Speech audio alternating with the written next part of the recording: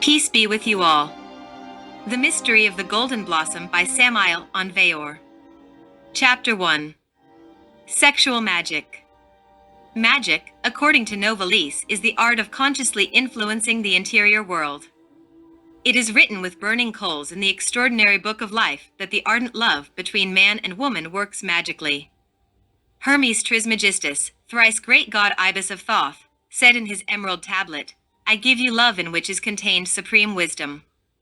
All of us possess some electrical and magnetic forces within, and, just like a magnet, we exert a force of attraction and repulsion. Between lovers, that magnetic force is particularly powerful, and its action has a far-reaching effect. Sexual magic, the Sahaja Maithuna, between husband and wife is based on the polar properties which certainly have their potential element in sex.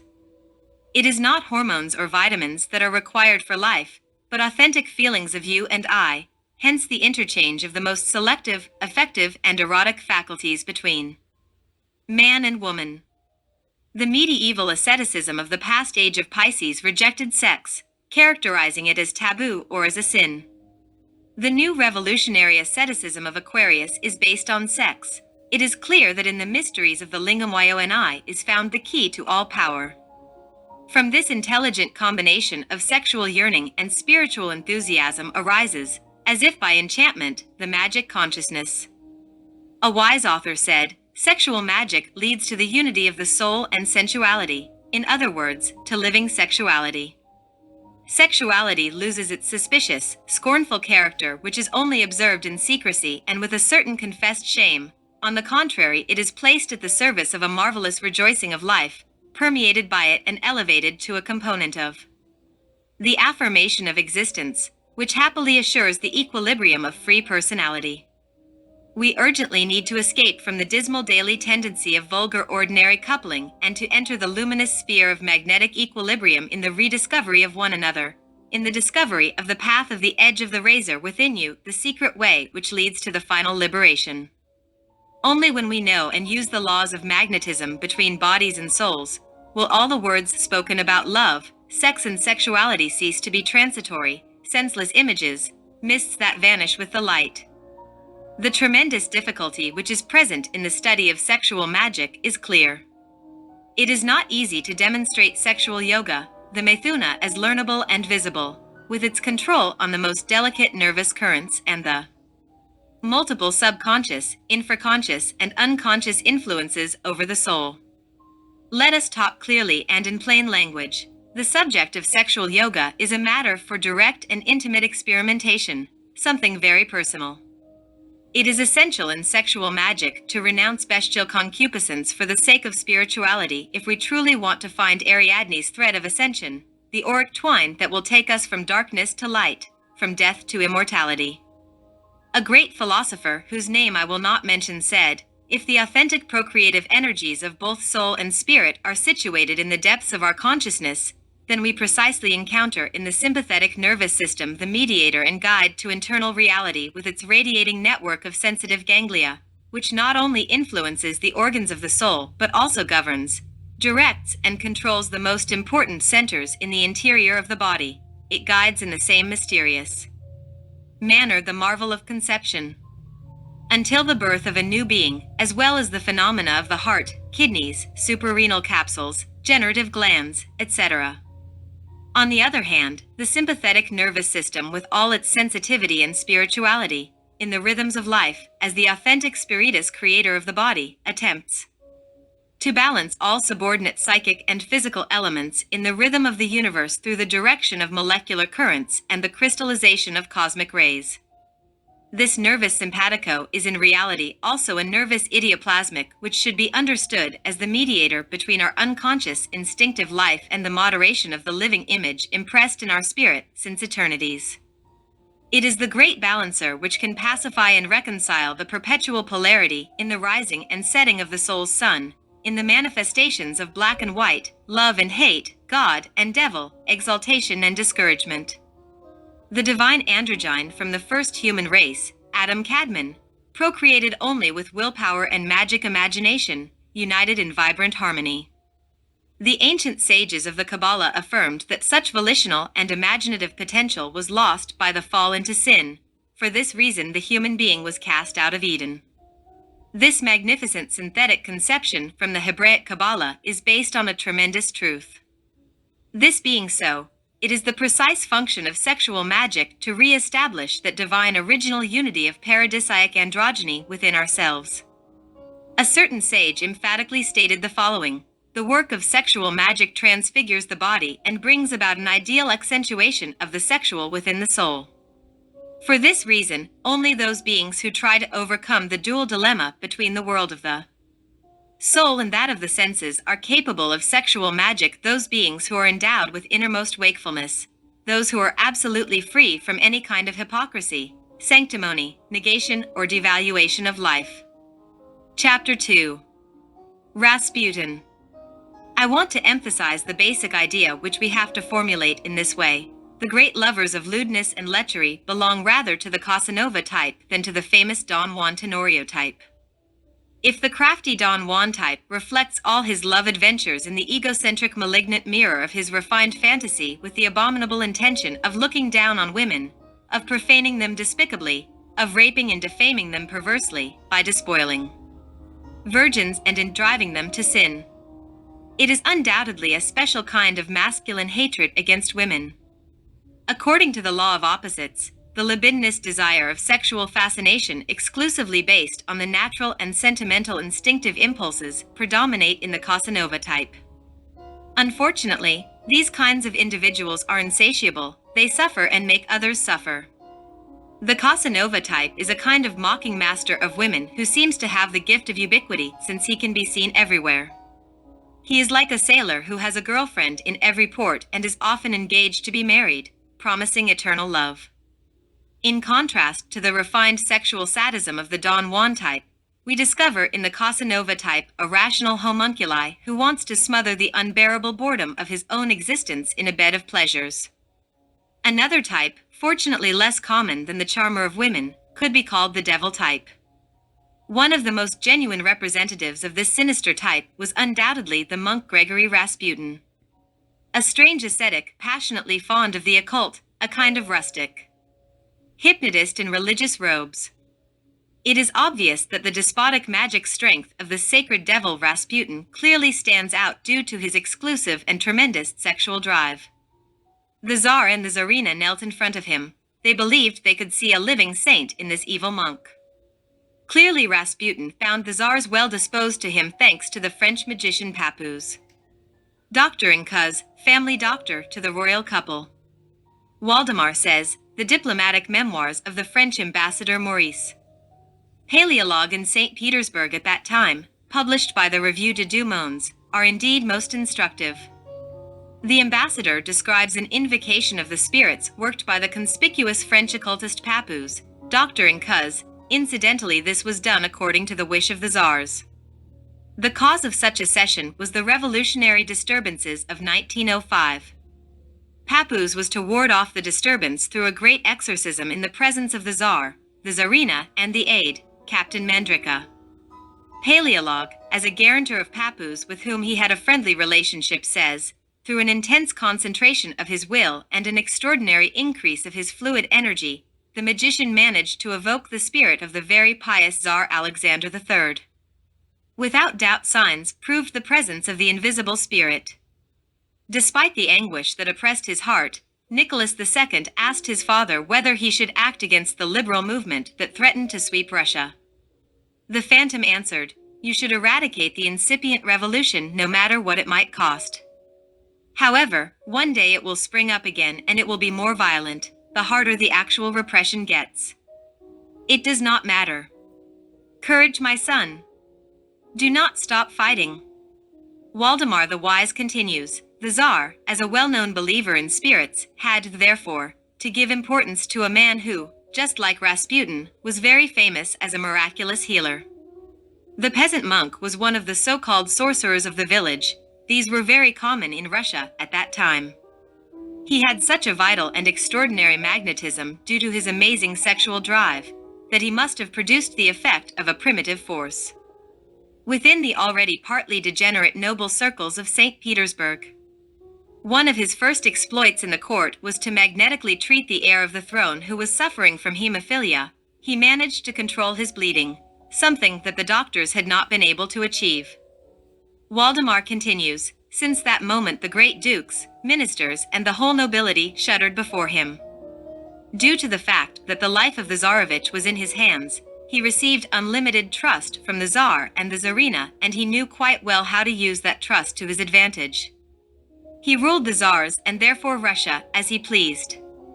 Whilst constantly increasing his power, a group of high lineage and position opposed to him, led by the Prince Yusupov and the Great Duke Pavlovich, decided to eliminate the troublesome miraculous monk.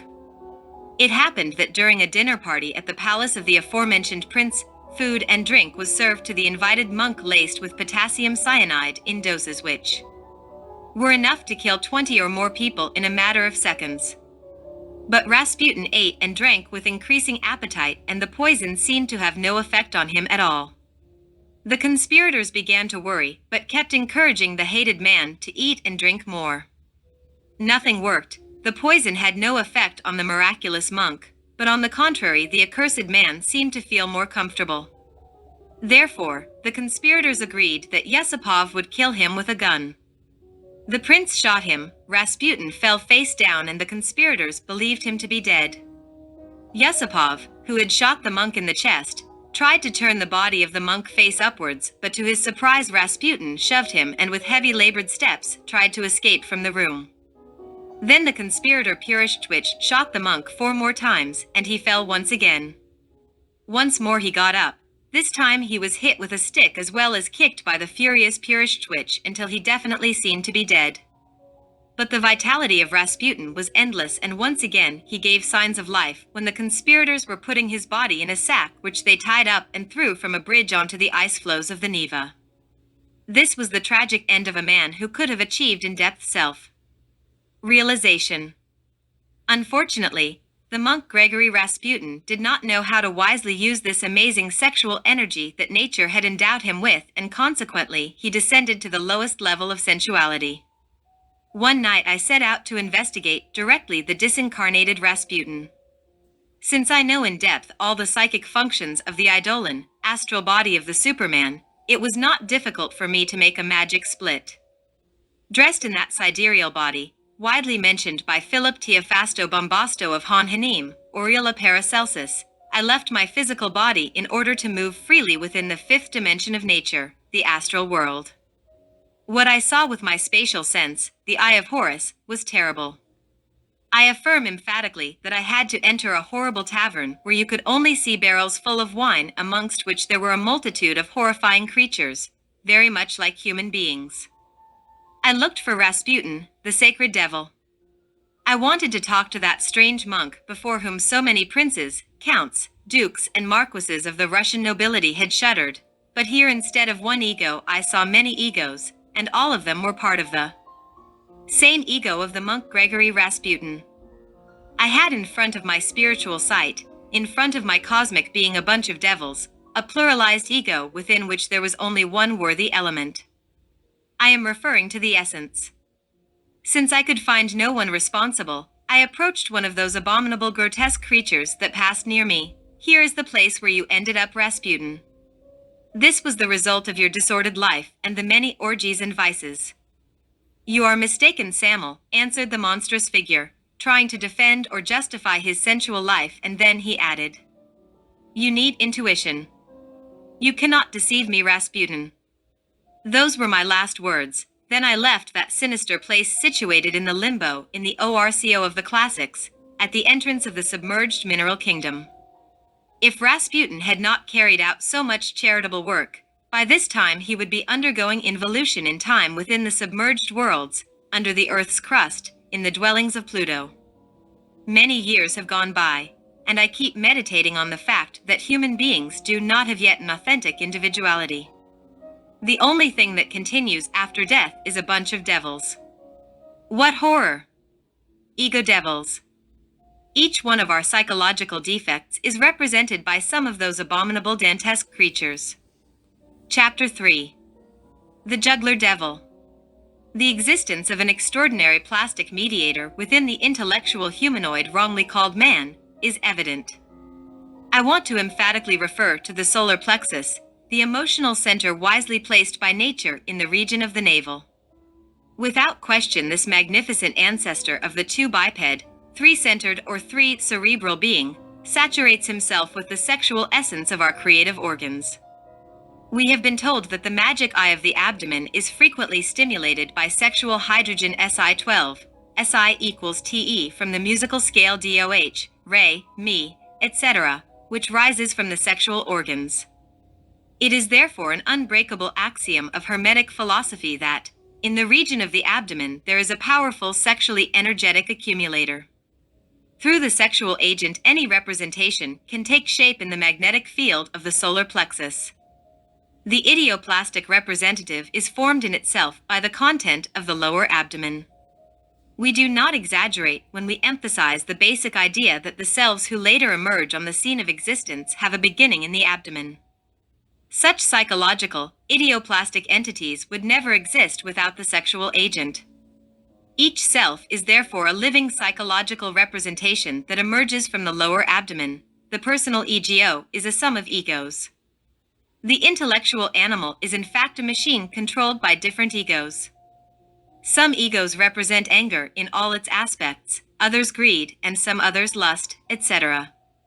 These are the red devils mentioned in the ancient Egyptian Book of the Dead. In the name of truth, it is necessary to say that the only thing of worth within us is the essence. Unfortunately, this in itself is dispersed here and there and is bottled up by each of the different egos. The juggler devil takes shape in sexual energy. Some very strong egos can produce a variety of amazing physical phenomena. Waldemar tells us of the following event. The prestigious trustee of the city of San Miniato al Tedesco, which is situated between Florence and Pisa, had a 15-year-old daughter whom the demon attacked in such a way that caused sensation throughout the whole country. It was not only that the bed the girl was in was moving from one side of the room to the other, in such a way that one minute she was against one wall and the next against the other, but the demon also broke a number of things in the house, opened doors and drawers, and caused such a disturbance that the residents spent the night shaking and full of fear. The girl was attacked by the devil in front of her parents in such a way that, despite her begging and imploring, he seized her by the hips and threw her up in the air. In vain did she call, "Virgin Mary, help me to save myself." This happened in front of hundreds of people from the city. She was dragged through the window, swaying airborne for a few minutes in front of the house and over the marketplace. It is not strange that virtually the whole city, being astonished by both the unprecedented event and the cruelty of the devil, ran to the marketplace, praising the girl for her courage. An account from that time says, everyone was terrified and deeply moved by the appearance of both the mother and women of the family who, with loose hair, tearing their cheeks with their nails and thumping their chests, filled the environment with lamentations and screams which resounded through the streets. Above all, the mother shouted first at the daughter, then at the demon, asking him to cast all the misfortune upon her. Then she turned to the people, particularly to the mothers, asking them to kneel down with her and beg God for help, which they all did immediately. O holy God! Soon afterwards, the daughter fell on her mother from the air and comforted the half-dead woman with a happy look. Stop being afraid, mother. Stop crying, for here is your daughter. Do not fear the phantom of the devil, I beg you. Do you really believe that I was tortured and humiliated? Instead, I am filled with a delicious and indescribable sweetness. Because as ever the protector of all distressed people was on my side, helping me and talking to me in order to give me courage and constancy. This way, he told me, you attain heaven. These words filled the people present with both joy and astonishment, and they left the marketplace consoled. But no sooner had the family returned home than the devil burst in once again and, violently throwing himself onto the girl, seized her hair, put out the lights and candles, turned over boxes and drawers as well as furniture, and when her father turned the lights on, the daughter threw herself onto the crucifix and cried out with a heartbreaking voice, "O Lord, let the ground swallow me up before abandoning me. I beg of you earnestly to strengthen and free me." And speaking like that, she burst into tears. This made the devil even more furious. He wrenched first her blouse, then her woolen dress, and finally the silk petticoat that it was customary for young girls to wear at that time. The devil rent everything, and when she was almost naked, he began to pull her hair. She shouted, "Father, bring me a dress, cover my nudity. Holy Virgin, help me." Finally, after the devil had made her an object of further cruelties, they managed to liberate her from his power by making a pilgrimage and by having a priest perform an exorcism upon her. Enough of this interesting account by Waldemar. It is clear that the sadistic demon that tormented the poor girl was undoubtedly the juggler devil, a strong demon ego from the young girl that took shape in her sexual energy, that is all. The amount of idioplastic sexual appearances which are manifest especially during the years of puberty are usually tremendous. It is then that we create terrifying egos capable of producing sensational phenomena. The rage of not being able to love or the fact of feeling cheated by someone is undoubtedly a real hell and brings about all those dreadful sexual fluid emanations, which are capable of becoming the juggler devil. Chapter 4. The Esoteric Spear. The Christic esoteric spear of the Holy Grail and the pagan lance of magic pacts, displayed by Wotan, is the same blessed pike sacred to all the people from remote antiquity. Whether in fact it is because of the phallic and symbolic character of virile sexual power or whether because it is the archaic weapon of combat which man could imagine at the beginning of life, the fact is that the Roman spear was, as known, something similar to the scales of justice which preceded all legal transactions of the primitive quiritaire law or of the spear, kyrie, and especially weddings of those who held Roman citizenship, which was, incidentally, very highly valued.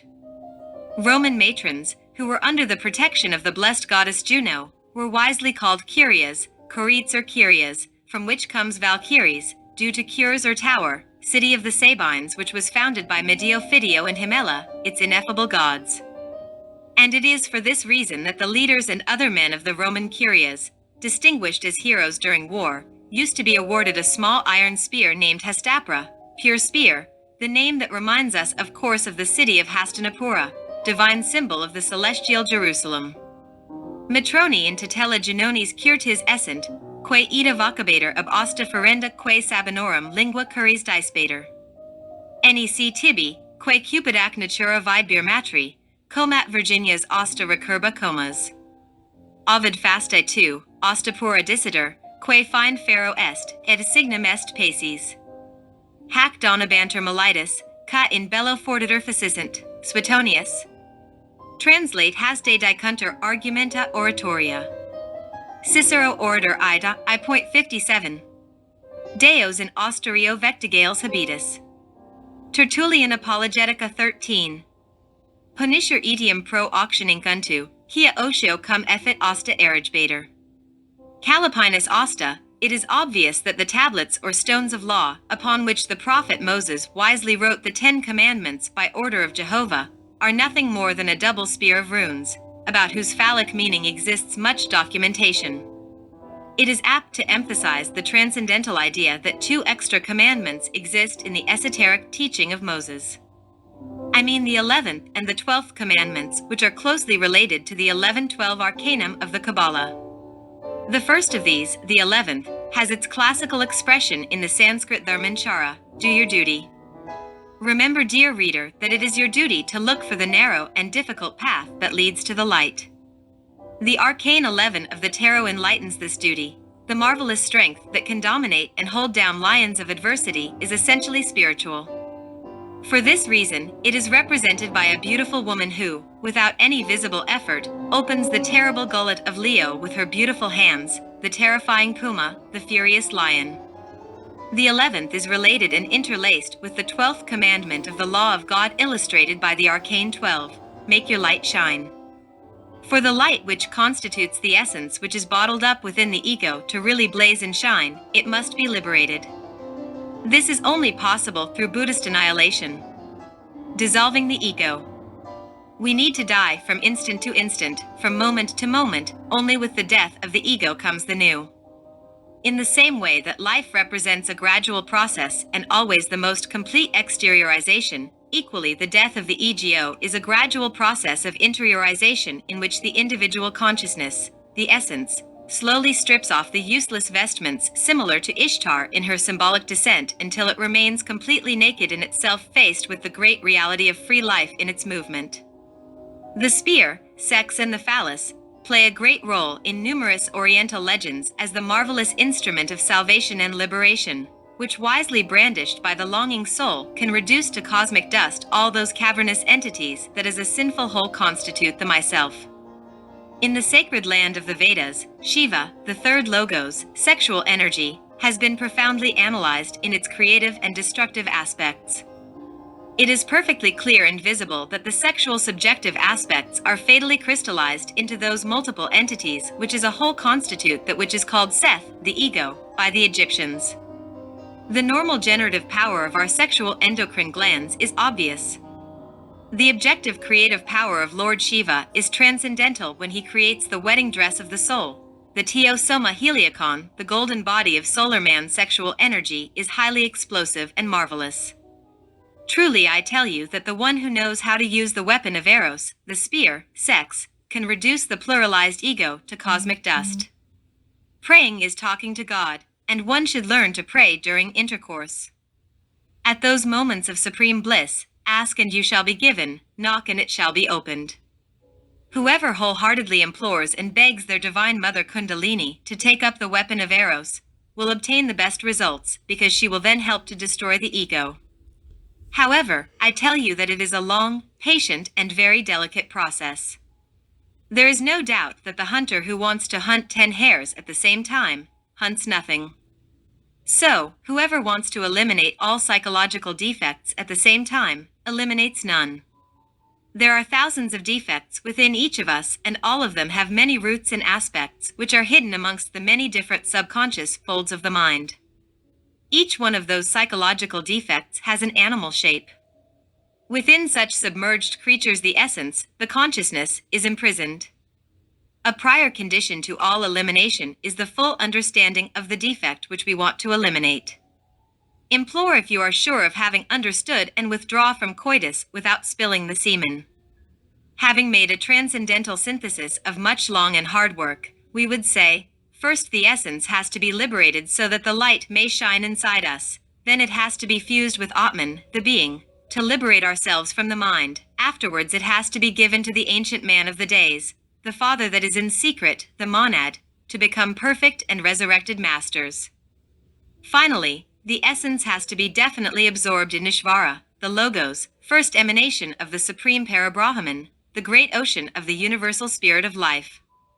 We conclude this chapter with the following account. A long time ago, before I had reduced the ego to cosmic dust, I made a formidable magic invocation. I called a certain great master, saying, "Come, come, come. Prophet of Ra Jorth Ku, come to me. It wants fulfilling. It wants fulfilling. It wants fulfilling. Ahom, ahom, ahom."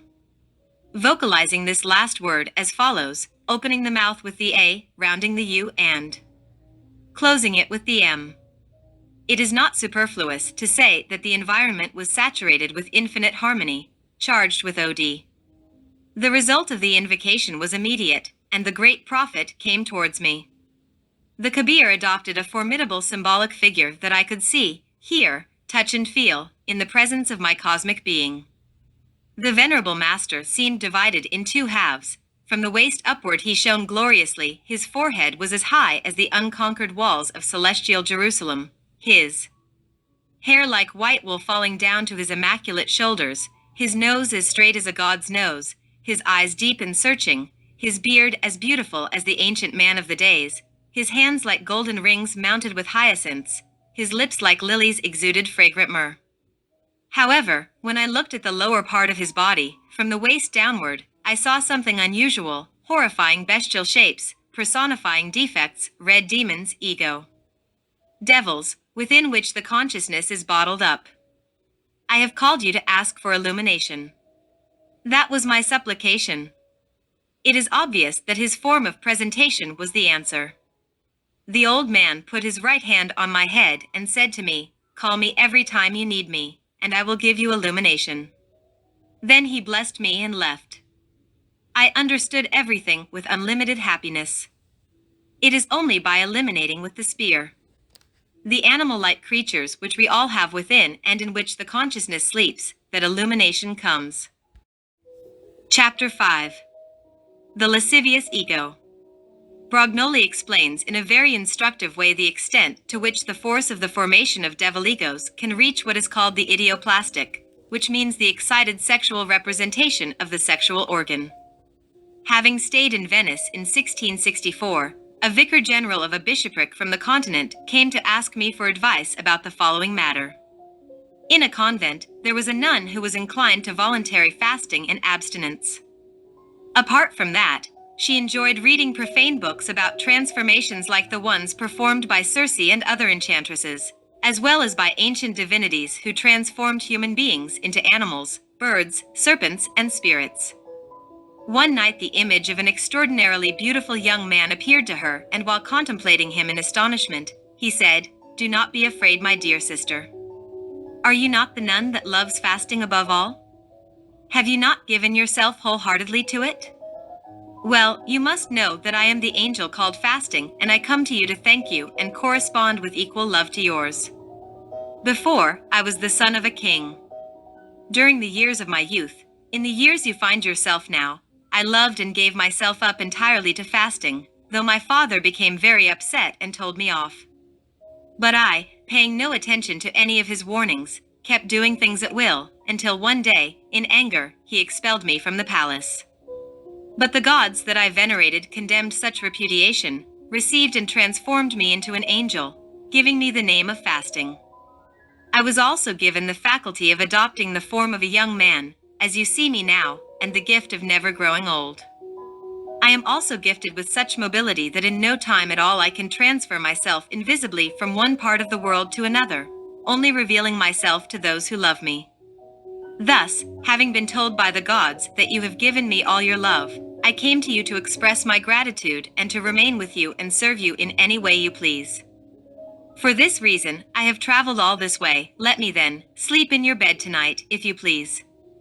Do not be afraid of my company, since I am a friend of chastity and modesty." The nun, greatly pleased and seduced by this speech, accepted the angel into her bed. The first night everything was fine, he did not move. However, the second night, he began to hug and kiss her as a sign of gratitude and love. Never leaving her day or night, he admonished her never to tell her secret to her confessor or anyone else. He served her with great fervor and diligence, and followed her everywhere. Finally, in the year 1664, approaching Jubilee Day, the nun suddenly felt very guilty and told everything to her confessor, who advised her to present the matter in confession to the vicar general of the bishopric, so that he could provide whatever was necessary in the purpose of liberating her from the devil. Thus, he came to me seeking advice. It is clear that the lascivious spirit fasting was an EGO, so vividly projected by the nun, that it seemed a different person altogether. Such an EGO had in fact been gestated in the lower abdomen of the nun before the unusual projection. The magic eye of the abdomen, charged with sexual substance, is a formidable plastic intermediator. It is there where all repressed sexual desires, all unsatisfied desires, take shape. Chapter 6. Eros. Dr. Rubin says the following: as soon as a virile member penetrates the entrance, the glans penis rubs firstly against the clitoris, which is to be found at the entrance to the sexual canal and which, by means of its position and angle, can be yielding and pliable. After the initial excitation of both sensitive centers, the glans penis glides over both lips of the vulva, column and corpus of the penis will be enveloped by the protuberant parts of the vulva. Once in, the glans penis advances further and comes into contact with the fine and delicate surface of vaginal mucus, which is elastic in response to the erected tissue which is found between the vaginal membranes. This elasticity, which allows the vagina to adapt to the volume of the penis, increases still more the dilation and therefore the sensitivity of the clitoris. Meanwhile, it conveys blood which is expelled from blood vessels in the vaginal walls to the clitoris and vulva. Again, dilation and sensitivity of the glans penis are increased by compressive action from vaginal tissue, which each time becomes more swollen, and by the inner labia at the entrance. Moreover, the clitoris is pressed downwards by the anterior part of the compressor muscle and encounters the dorsal surface of the glans and of the penis, against which they rub in such a way that every movement affects intercourse in both sexes. Finally, the voluptuous sensations of the god Eros are added, leading to that elevated orgasmic stage, which on the one hand provokes ejaculation and on the other places the seminal fluid in the depression in front of the cervix. When one thinks of the influence that temperament, constitution, or other circumstance, whether special or everyday, have on sexual faculty, one is convinced that so far the question of the difference in sensations of pleasure between both sexes hasn't been solved. One is even convinced that such a question, involving such diverse conditions, is insoluble. This is so true that it even presents difficulties in trying to trace a complete picture of general manifestations in coitus, whereas in one person the sensation of pleasure felt is a hardly perceptible vibration, in another it reaches the highest point of exaltation, both moral and physical. Between both extremes there are countless transitions, the acceleration of blood circulation, vivid arterial palpitations, blood being retained in the veins by muscular contraction, increasing general body temperature. This blockage of venal blood is still more pronounced in the brain due to contraction of the neck muscles and the backward inclination of the head. It causes momentary cerebral congestion during which some people lose their sense of reason and all intellectual faculties. The eyes become bloodshot from the rush of blood from the conjunctiva, they become fixed and have a blank look, or as in the majority of cases, they are shut tight in order to avoid the light. This is something that is well documented. Some people become breathless, respiration is intermittent and interrupted in others due to the spasmodic contraction of the larynx while air, having been retained for some time, finally seeks a way out, mingled with disjointed and incomprehensible words. As I have mentioned, congested nerve centers produce only confused impulses. Movement and sensation show indescribable disorder. The limbs are caught in convulsion. At times they experience cramp also. They move in all directions or contract and become numb like iron bars. The jaws tighten until the teeth grind. Some reach so far in their erotic delirium that they completely forget their partner, biting the other's shoulders until they draw blood in these spasms of pleasure. This frenzied state, this epilepsy and delirium of Eros usually lasts only a short time, but long enough to completely exhaust the organic energy of the intellectual animal for whom sexual magic is unknown. For him, such hyperexcitation has to conclude with a more or less abundant loss of sperm, while for the woman, no matter how energetically she participates in the sexual act, she suffers only a passing lassitude which permits her to recuperate more rapidly and hence repeat coitus. Galeno said triste est omni animal post coitum, praeter meliorem galamque. With respect to the male sex, this axiom is essentially exact. In love, neither sorrow nor happiness are important save only that which is called love. Whilst free love binds, it is slain by separation because Eros is that which really unites. Love kindles love, as fire lights fire. However, from where does the first flame come? From within you it springs beneath the dominance of sorrow, this you know. Then, O gods! When the hidden fire emerges blazing, what is within and what is without become one, and all barriers collapse into ashes. Love begins with a glimmer of affection, is substantiated by the power of tenderness and synthesized in adoration. A perfect marriage is the union of two beings, one who loves the more, the other who loves the better. Love is the best attainable religion. To love? How beautiful it is to love! Only the simple and pure souls know how to love. Love is nourished with love. Arouse the flame of the spirit with the power of Eros. Since the bond of the sexes can be equivalent to an act of creation, connecting to the potency and splendor of the first day, Luther designates the sexual organs as the bonustissimi et praestiantissimi partes corporis. Due to sin, the most useful and honest members were transformed into the most shameful. Muhammad said, Coitus is an act pleasing even unto religion if, whenever it is carried out, it is with an invocation to Allah and with one's own woman for reproduction. Or better still, for sexual transmutation.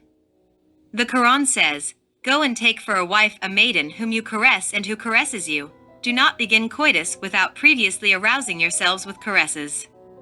The Prophet emphasizes thus, "Your wives are for you like arable land. Go to them as you please, but beforehand perform an act of devotion. Fear God and do not forget that one day you will be in His presence."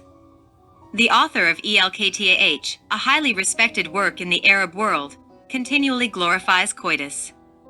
For him this is the most magnificent and sacred hymn of praise, the noblest desire of man and his female companion after primitive union and paradisiac delights. This famous theologian frequently emphasized the divine and sublime character of the carnal act. Furthermore, he takes a decisive position against the vulgar and profane populace who only satisfy bestial voluptuousness. Those, he says, have neither understood nor seen that love is the fiat lux of the Book of Moses, the divine mandate, the law for all continents, seas, worlds, and space.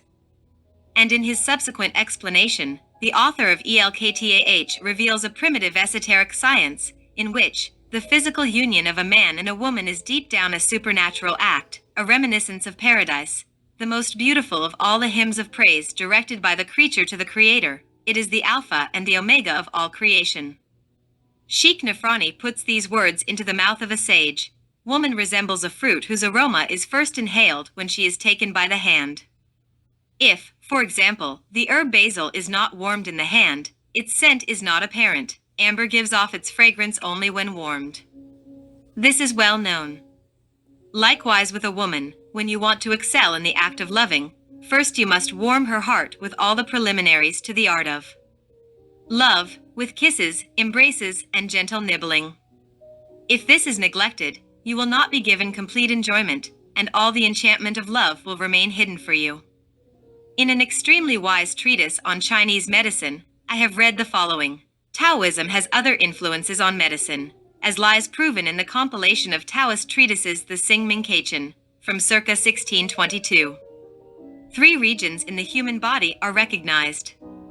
The superior or cephalic region is the origin of the spirits which live in the body. The pillow of jade, Yuchen, is found in the lower part of this region, at the back of the head.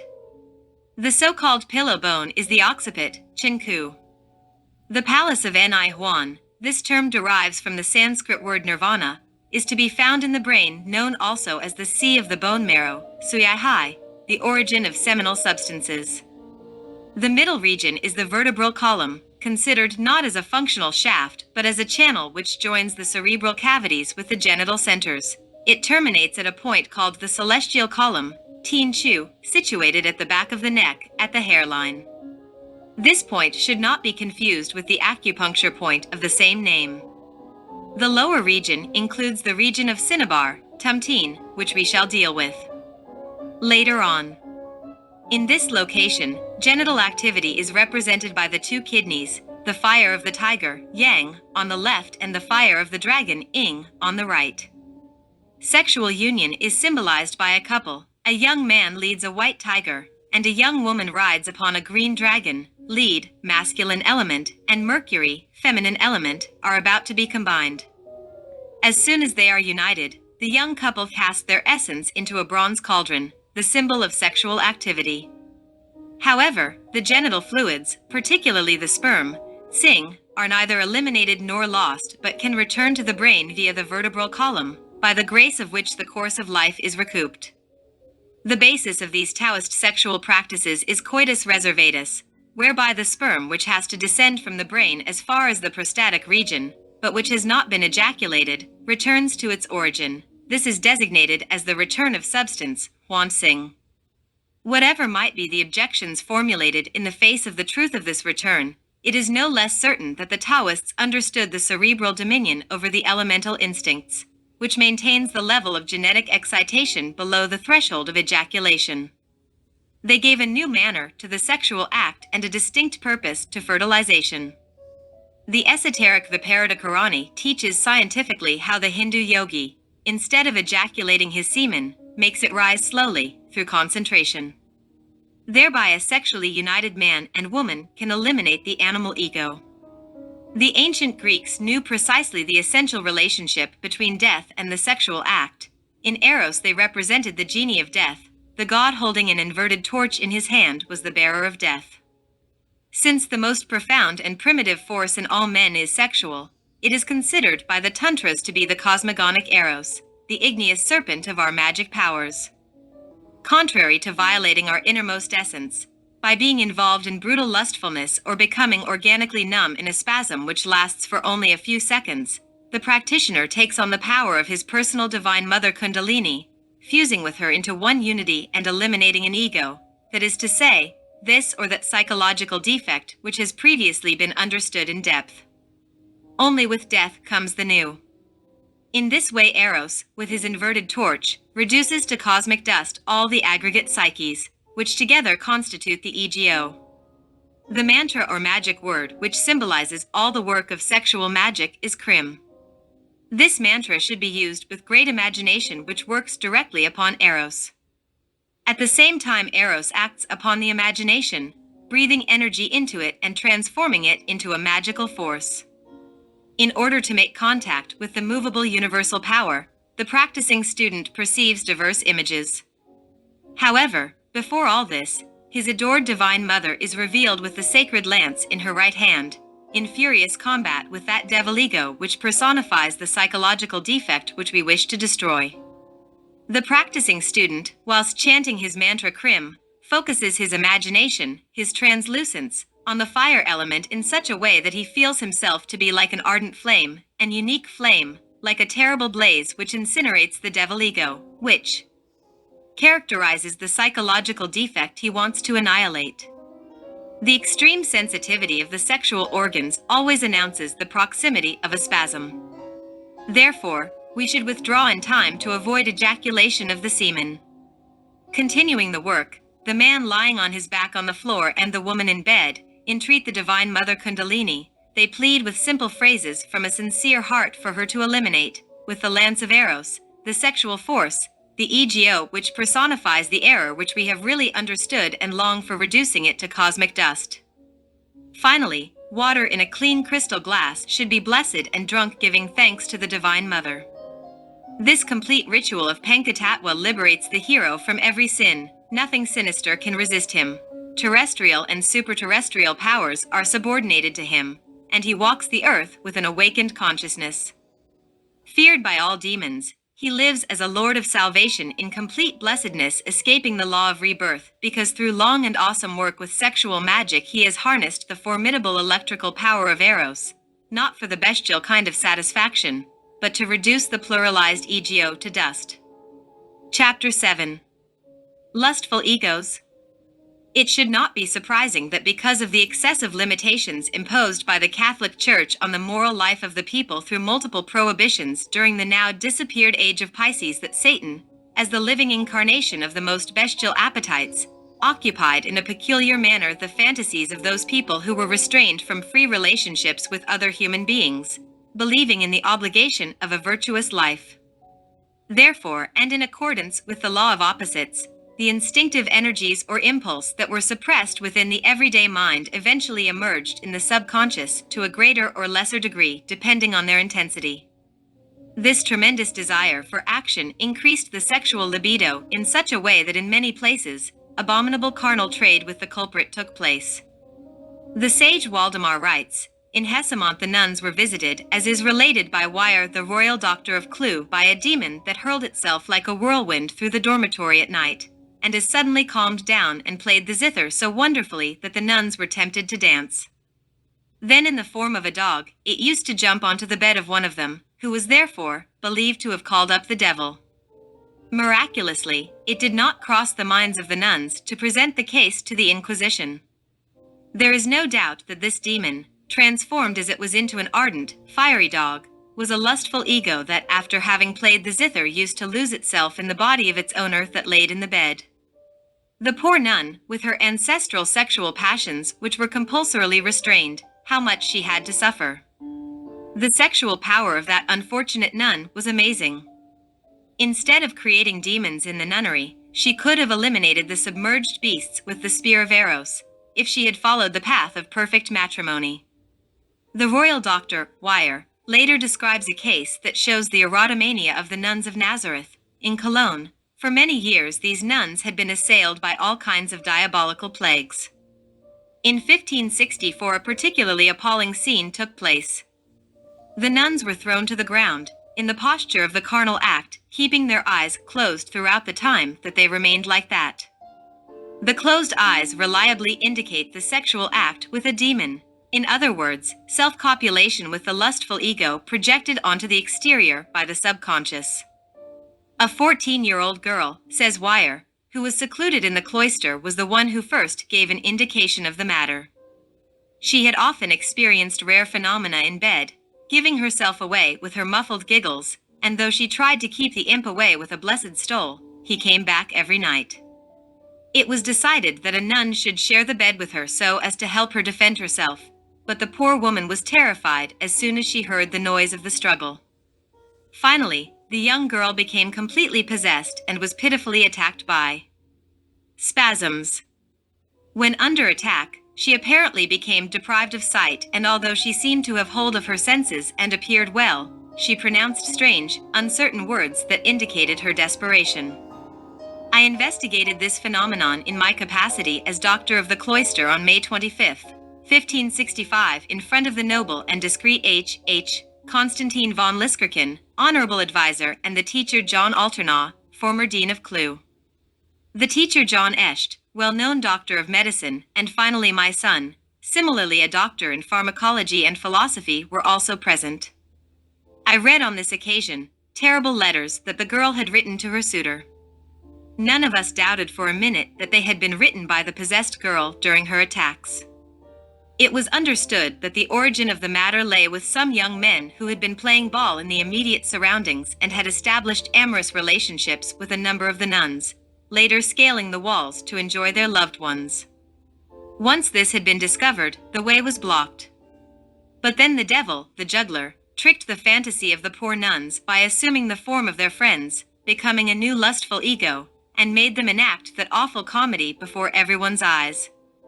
I wrote letters to the convent, in which I exposed everything and prescribed suitable and Christian remedies so that they could resolve the unfortunate affair.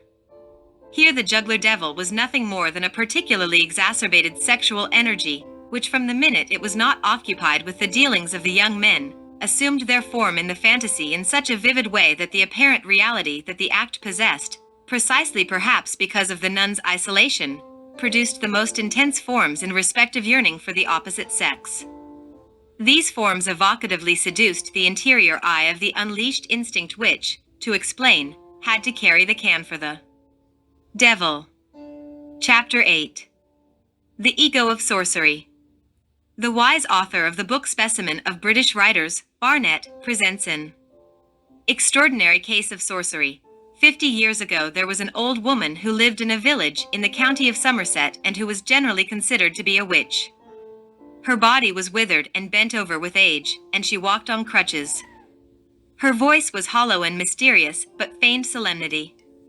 A penetrating gleam sprang from her eyes and silenced, from fear, the people upon whom she gazed.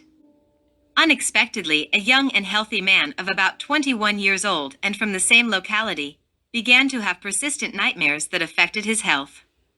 Within 3 or 4 months he became pale, weak and thin, with all the symptoms of a life that was about to drain away. Neither he nor his family and friends doubted the cause, and after holding consultation, he decided to keep watch for the witch. The following night, at about 11:30, he noticed some soft, stealthy steps on the stairs. Once the frightening being had arrived in the room, she went to the foot of the bed, climbed upon it, and slowly pulled herself towards the young man. He allowed her to reach his knees and then seized her hair with both hands, holding her with convulsive strength. At the same time he called his mother, who slept in the next room, to bring a light.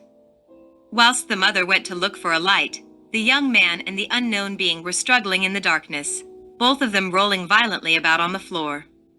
When the first glimmer of light appeared on the stairs, the woman broke loose from him with supernatural strength and disappeared, in a flash, from his sight.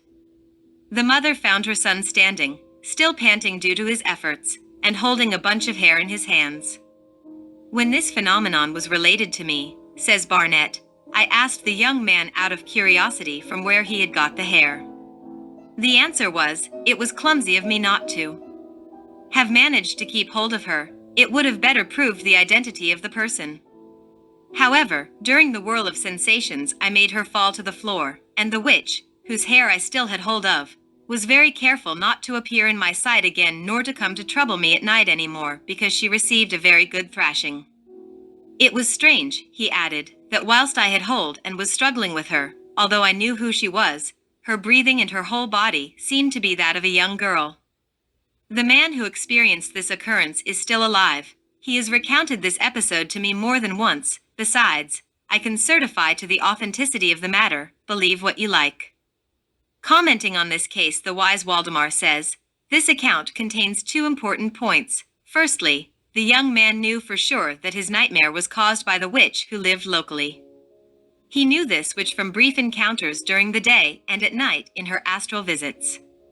Secondly, the witch, bent over as she was by age and supported by crutches, transformed herself over several months into the image of a sprightly young girl, whilst he was getting weaker and wasting away. Where could the cause for the evident rejuvenation of the old woman lie?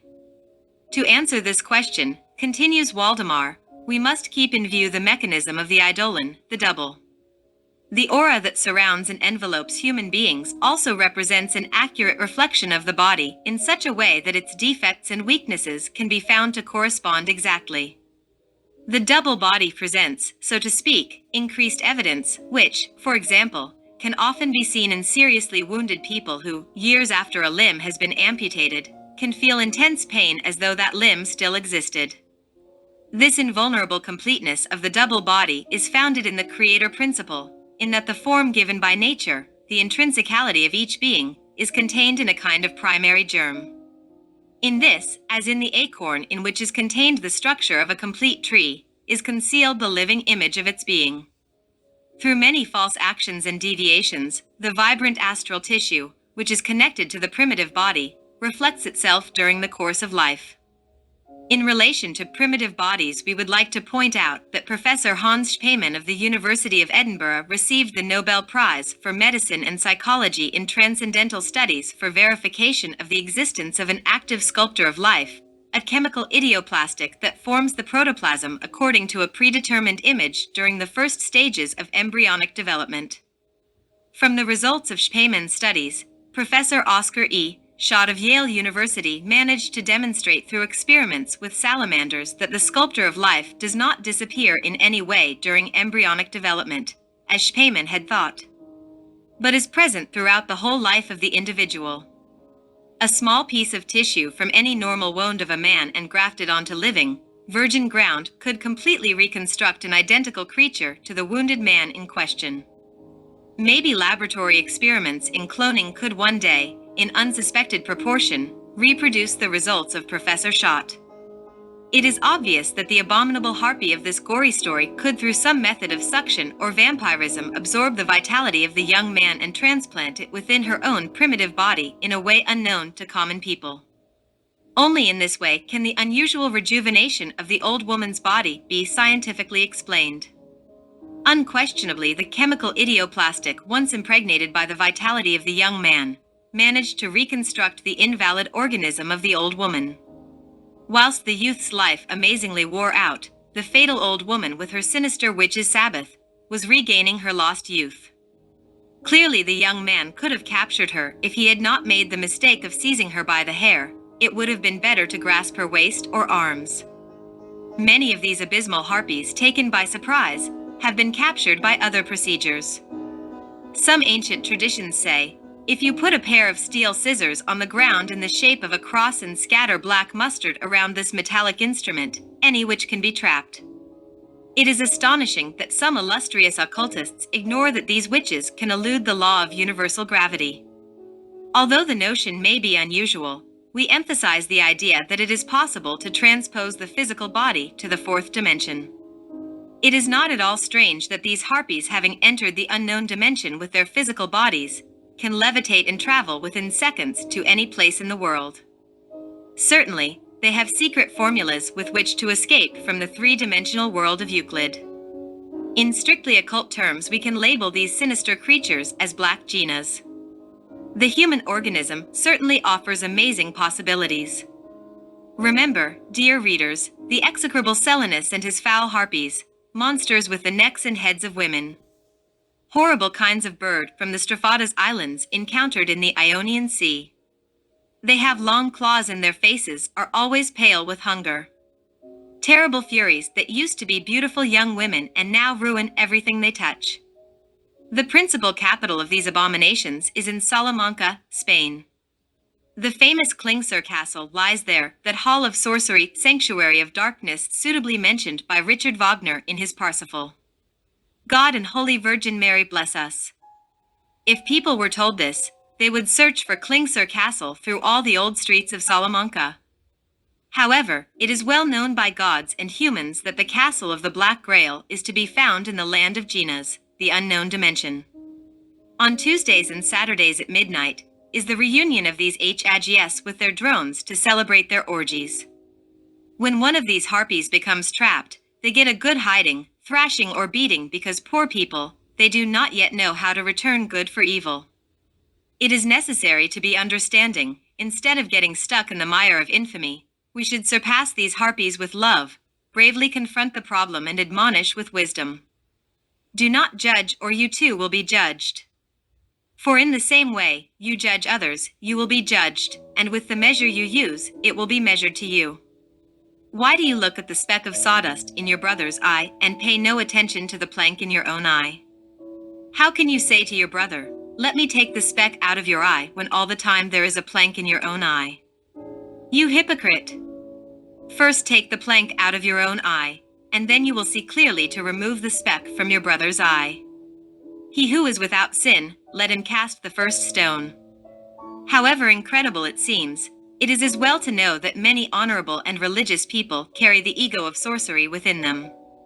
In other words, we can say that honest and sincere people know nothing about occultism, esotericism, etc. in their present existence. Nevertheless, they carry within them the ego of sorcery. It is obvious that this ego can travel through time and space to cause harm to others. Any fleeting interest in sorcery in whatever past life could have created such an ego. This means that there are many people in the world who, without knowing, unconsciously practice sorcery. In truth, I say that there are many devotees of the path who also carry within them the ego of sorcery.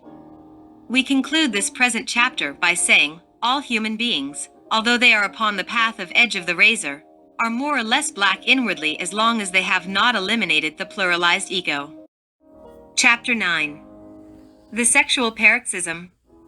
With the Sahaja Maithuna, sexual magic, as practiced in schools of white tantrism, the willpower increases infinitely through the unleashing and omnipotent actualization of subtle nervous currents. We need to inquire, research, and investigate the delicious paroxysm of sexual union as it is not just a reflection of the tamas, according to the Tantra. During the paroxysm of joy, we should directly discover the cosmic and creative synthesis of Shiva, Holy Spirit, and Shakti, his divine wife Kundalini. Whilst the ordinary intellectual animal is fatally defeated by abominable lustfulness and gets carried away by passionate affection, in other words, suffers during enjoyment for the vile completion of pleasure, the Gnostic esoterist, during coitus and in full ecstasy, victoriously enters the region of the monads in the splendid world of Tattva Anupadika. In the preceding level to that world of Anupadika lies the extraordinary principle of the power which is the domain of space, time and causality and is called Akasha Tattva, dwelling of Atman Buddhi Manas. It is written in golden words in the great book of all splendors that sexual paroxysm is proto-Tatwic. An interplay of extraordinary vibrations begins during the Maithuna with the Tattva of gold, Frithvi, the magnificent ether of the perfumed earth keeping exact harmony with our physical body.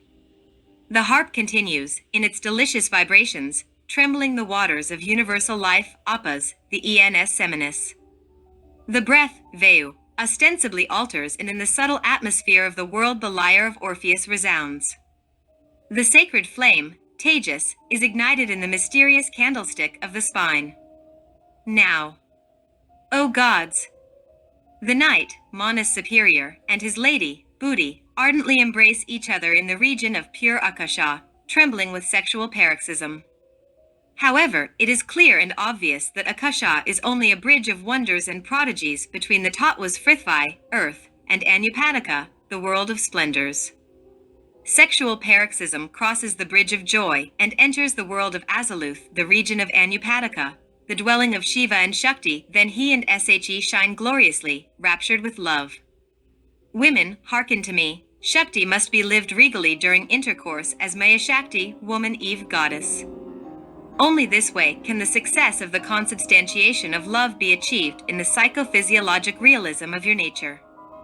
Gnostic man should personify Shiva, the Holy Spirit, during the Sahaja Maithuna, sexual magic. He should feel flooded with this marvelous strength from the third logos.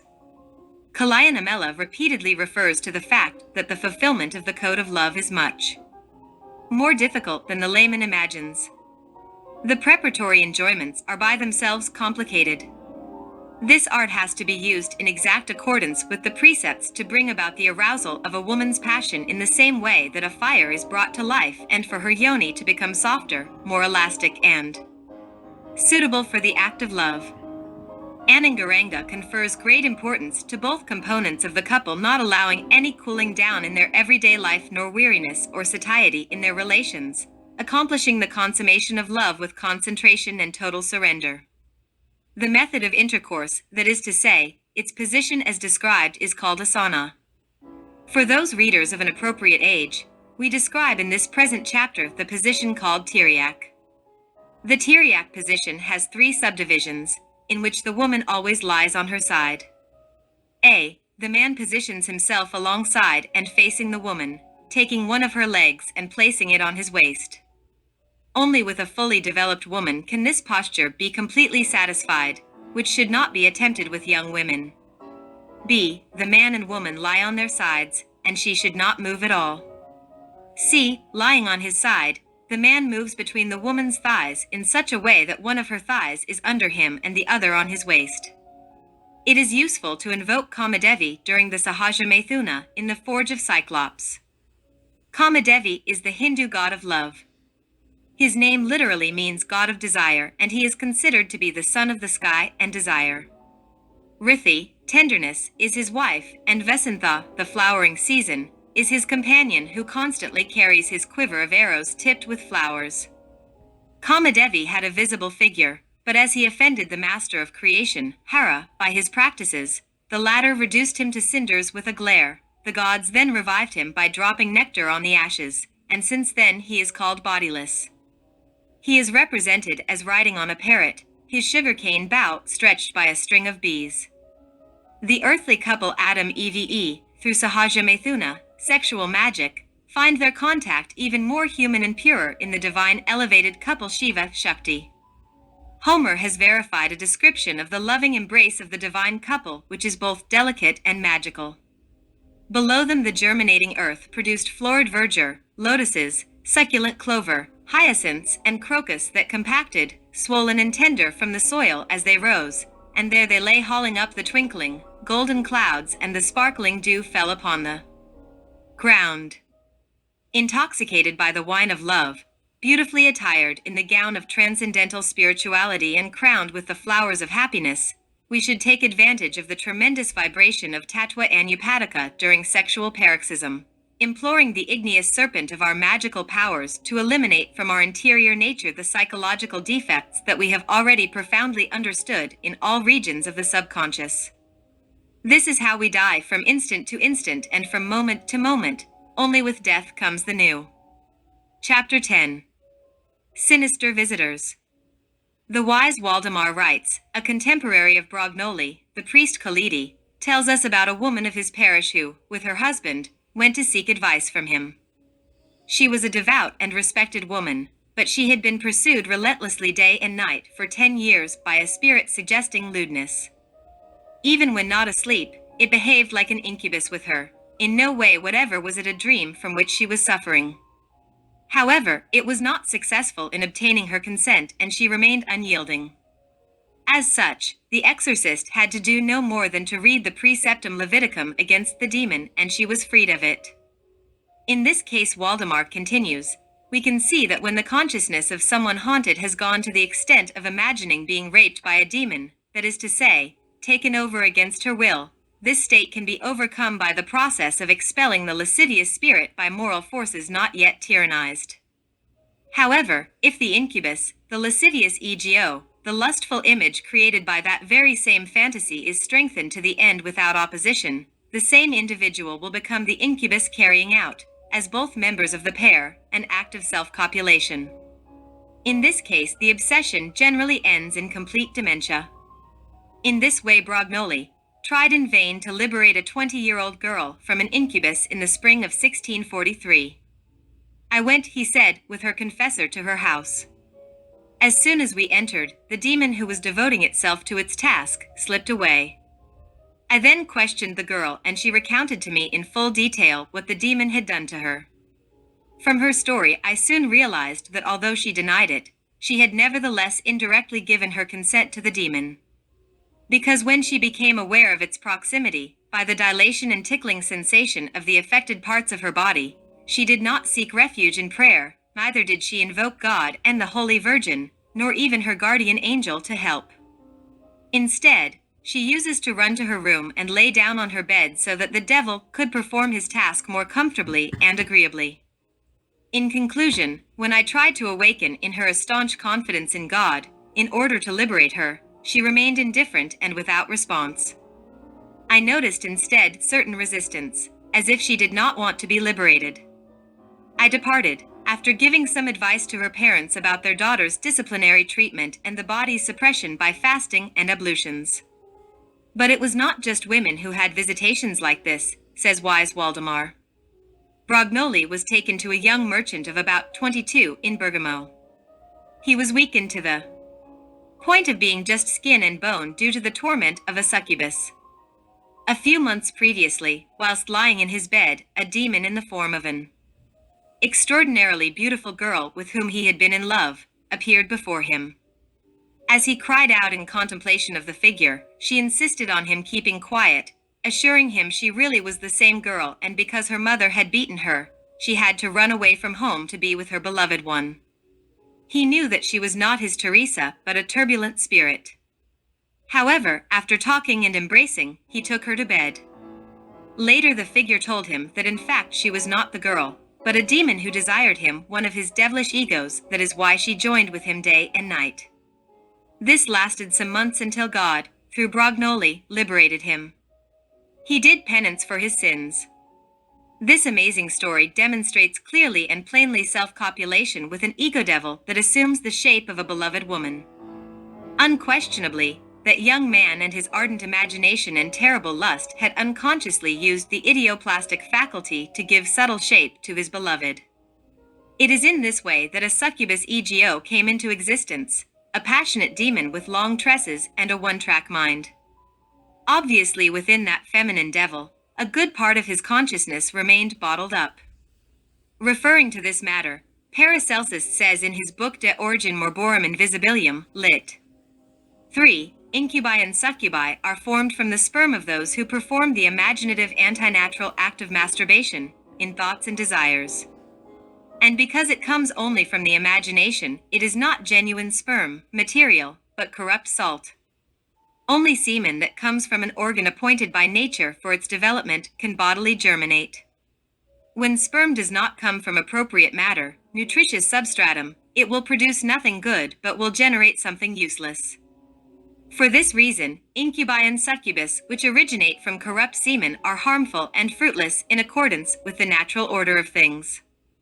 These germs which are formed in the imagination are given birth by amore heres, which signifies the type of love whereby a man imagines a woman, or vice versa, in order to carry out copulation with the created image within the sphere of his mind. The expulsion of a fruitless, ethereal fluid results from this act, incapable of producing offspring but instead bringing larvae into existence.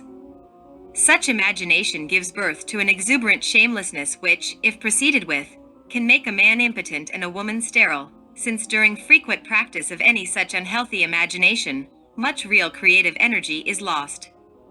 The larvae egos of lasciviousness are real thinking autonomous entities within which a good percentage of consciousness is imprisoned. The larvae to which Paracelsus refers are nothing else than those cultivated forms of thought that owe their energy and existence solely to unnatural imagination. Chapter 11. The Head of John. The drums sounded and shouts sprang from the multitude. But the Tetrarch dominated all of the racket with his voice. Hear thee! Capernaum shall be yours, and the fertile plain of Tiberias, half of my kingdom. Then she threw herself to the floor and suddenly, with her heels rocking in the air, she moved a few meters forward on her hands like a great beetle. Next, she jumped to her feet, now staring at Herod. Her lips were painted carmine, her eyebrows black, and her eyes sparkled with a dangerous brilliance. From her forehead sprang titillating droplets. Herod and Salome looked each other up and down until from the gallery Herodias clicked her fingers. Salome then smiled, displaying her white, strong teeth, and whispered like a modest, shy maiden, I want. The head served on a tray. She had forgotten the name, but smiling once again said clearly, the head of John. Perhaps she was very angry with her loved one and so had him decapitated, but when she contemplated the beloved head upon the tray, she wept, went mad, and perished in an erotic frenzy. A horrifying inner struggle in the psyche of Salome. A spiteful ego dragging other egos down in his abominable decadence. A loathsome triumph for the murderous devil. Terrible, horrible. Herod feared the multitude because they considered John to be a prophet. Chapter 11 of the Gospel of Matthew has John the Baptist as a true Gina, a celestial man, a demigod, superior to the prophets. Jesus himself says about him, a prophet? Yeah, I say unto you, and more than a prophet. For this is he, of whom it is written, Behold, I send my messenger before thy face, which shall prepare thy way before thee. Verily I say unto you, among them that are born of women there hath not risen a greater than John the Baptist, notwithstanding he that is least in the kingdom of heaven is greater than he. And if ye will receive it, this is Elias, who was for to come. He that has ears, let him hear. These words of the great Kabir Jesus link the two great Hebrew personages in one. John the Baptist, decapitated by the lustful Salome, was in truth the living reincarnation of Elias, the prophet of the Almighty. At that time the Nazarenes were known as the Baptists, Sabians, and Christians of St. John. Their mistake consisted of the absurd belief that the Kabir Jesus was not the son of God, but simply a prophet who wanted to follow John. Origins, Volume 2, page 150, observes that there are some people who say that John the Baptist was the anointed Christ. When the concepts of the Gnostics, who saw in Jesus the Logos and the anointed, began gaining ground, the early Christians left the Nazarenes, who unjustly accused the Hierophant Jesus of perverting the teachings of John and of changing for another the baptism in the Jordan. Codex Nazarenus 2, page 109, Salome naked, intoxicated with wine and passion, with the innocent head of John the Baptist in her erotic arms, dancing in front of King Herod, shook the lands of Tiberias, Jerusalem, Galilee, and Capernaum. However, we should not be so outraged. Salome lies deeply within many women. You know this, and no male should presume himself perfect because in each one a Herod is concealed. To kill is obviously the most destructive and most corrupt act known on the planet Earth. It is written in the book of all mysteries that you can not only kill with daggers, firearms, the gallows, or poison. There are many that kill with a contemptuous look, with an ironic smile or laugh, with ingratitude, or libel or slander. Truly I tell you that the world is full of uxoricides, matricides, patricides, fratricides, etc., etc., etc. A lot of love and wise copulation with the one we love is necessary, if we truly want to reduce the murderous devil to cosmic dust by means of the omnipotent spear of Eros. Chapter 12. The End of a Fatal Triangle. Now we introduce a dreadful case which clearly demonstrates how crooked and sinister the ego of jealousy can be during a husband's and wife's married life. The horrible event occurred in 1180 in Provenza. News of it was widely spread until 1250, and eventually it passed into literature as something resembling an epic. It happened that Guillermo Cabsting, son of a poor knight of Cabsting Castle, arrived at the court of Señor Raimundo de Rosellin, and after introducing himself asked if he would accept him as his squire. The baron found him to be refined and gave his consent to his settling at court. So, Guillermo stayed. He behaved in such a courteous way that both high and low people liked him. He distinguished himself, and Baron Raimundo assigned him to the service of his wife, Lady Margarita, as a page. Now Guillermo tried even harder to be worthy in both word and deed. However, it became an amorous matter. Lady Margarita was aroused and fell in love with him. The diligence of the page at her service, his conversation, and his firmness pleased her so much that one day she could not refrain from asking, "Tell me, Guillermo, would you love a woman that showed signs of love for you?" Guillermo sincerely answered, "I certainly would, madam, provided that the signs were sincere." "In the name of St. John," exclaimed the lady, "you answer like a perfect gentleman. But now I wish to see if you can discern or recognize the signs to be either truthful or merely to appear so." Guillermo answered with these words, "Then, let it be as you wish, my lady." He became thoughtful, and instantly love began to joust with him. The thoughts that love sent him pierced him through the heart, and from that moment on he became its champion. He began to compose beautiful verses, exquisite songs and poems, all of which pleased the one to whom he recited and sang them very much.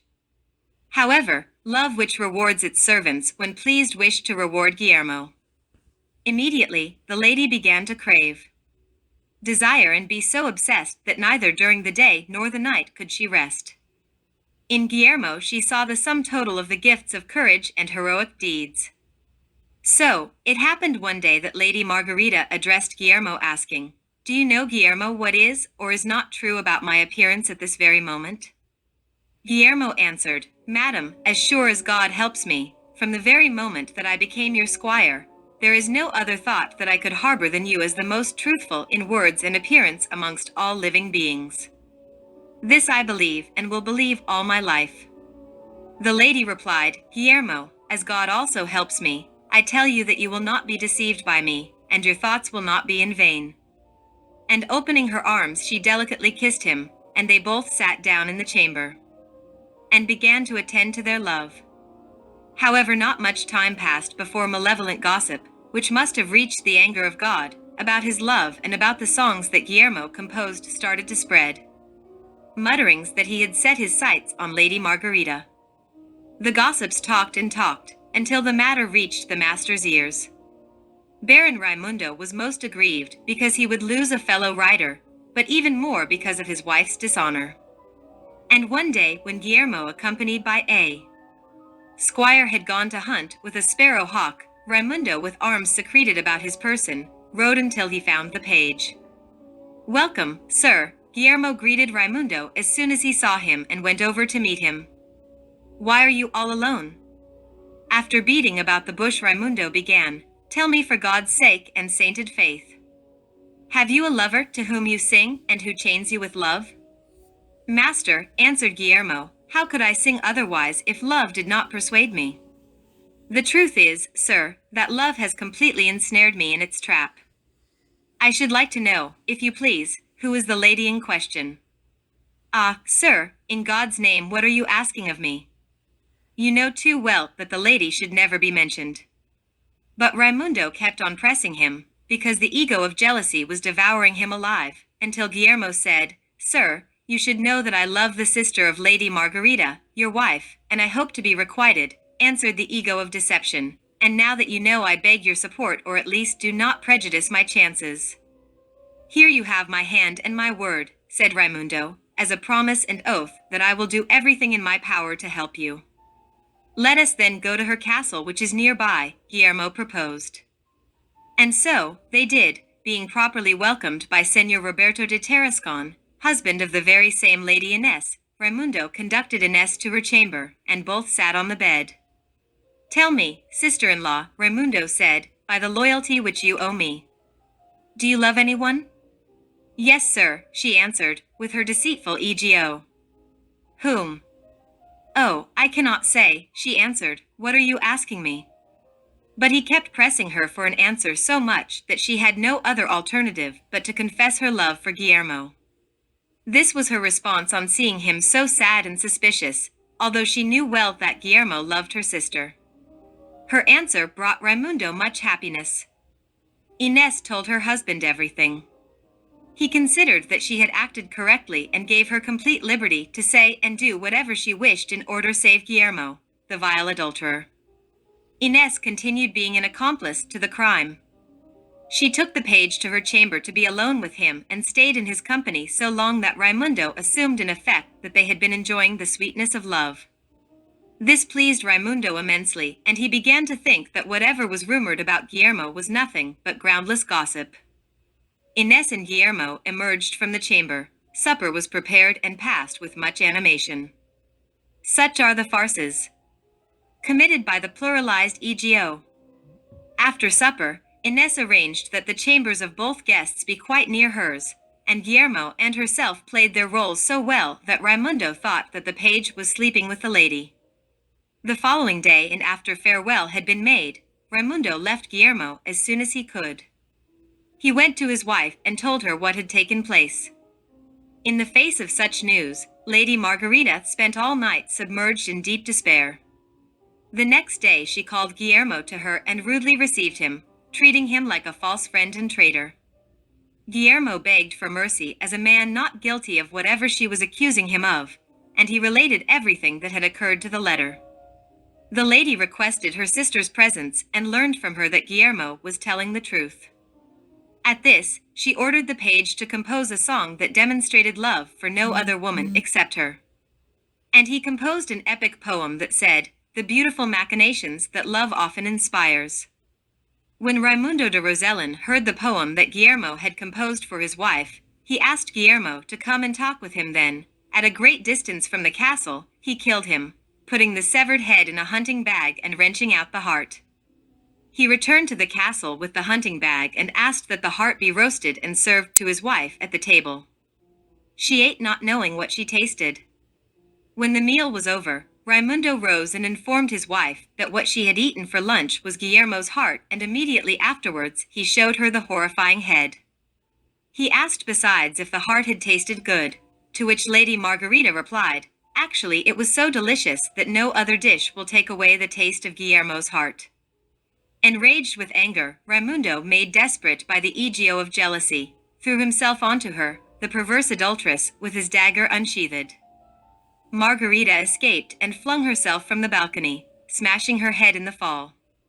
This was the catastrophic end to a fatal triangle wherein the egos of jealousy, adultery, deceit, farce, etc. impelled their actors up a blind alley. Bless my soul and Holy Mary! Both the divine and humans know well that the powerful Señor Raimundo de Rosellin became a murderer because of the demon of jealousy. It would have been better to serve his wife with divorce papers. Chapter 13. The Ritual of Pancatatwa.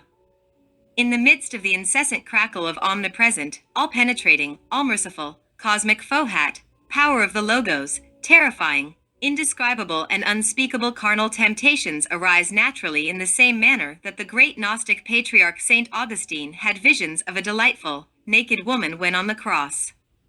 It is written with characters of glowing fire in the Book of Splendors, real knowledge and wise identification with all the infinite possibilities of sex, should not signify for the wise a fall into the world of instincts and illusions, save that precisely such familiarization and profound knowledge will lead us to the innermost self-realization. The initiate who intelligently seeks the extraordinary power of the eternal and creative principle in sexuality, passes from domination of the passive to domination of the active in a well-understood action that dominates the sexual energies. The knower is obviously in the position to awaken the consciousness through death of the animal ego. In the field of everyday life, we have been able to verify to the point of satiation that those that put aside the question of sex to live the superior life of the heart, qualifying everything to do with eroticism as taboo, will sooner or later suddenly, without warning, experience weariness and despair.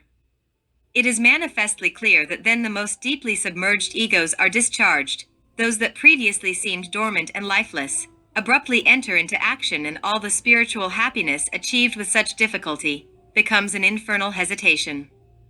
That sublime expectation of resting in the divine then seems as an unprepared fling. And that which shone as endless harmony is turned into an abyss of vain pipe dreams. For this reason, one who desires to achieve true liberation should never lull themselves into a false sense of security.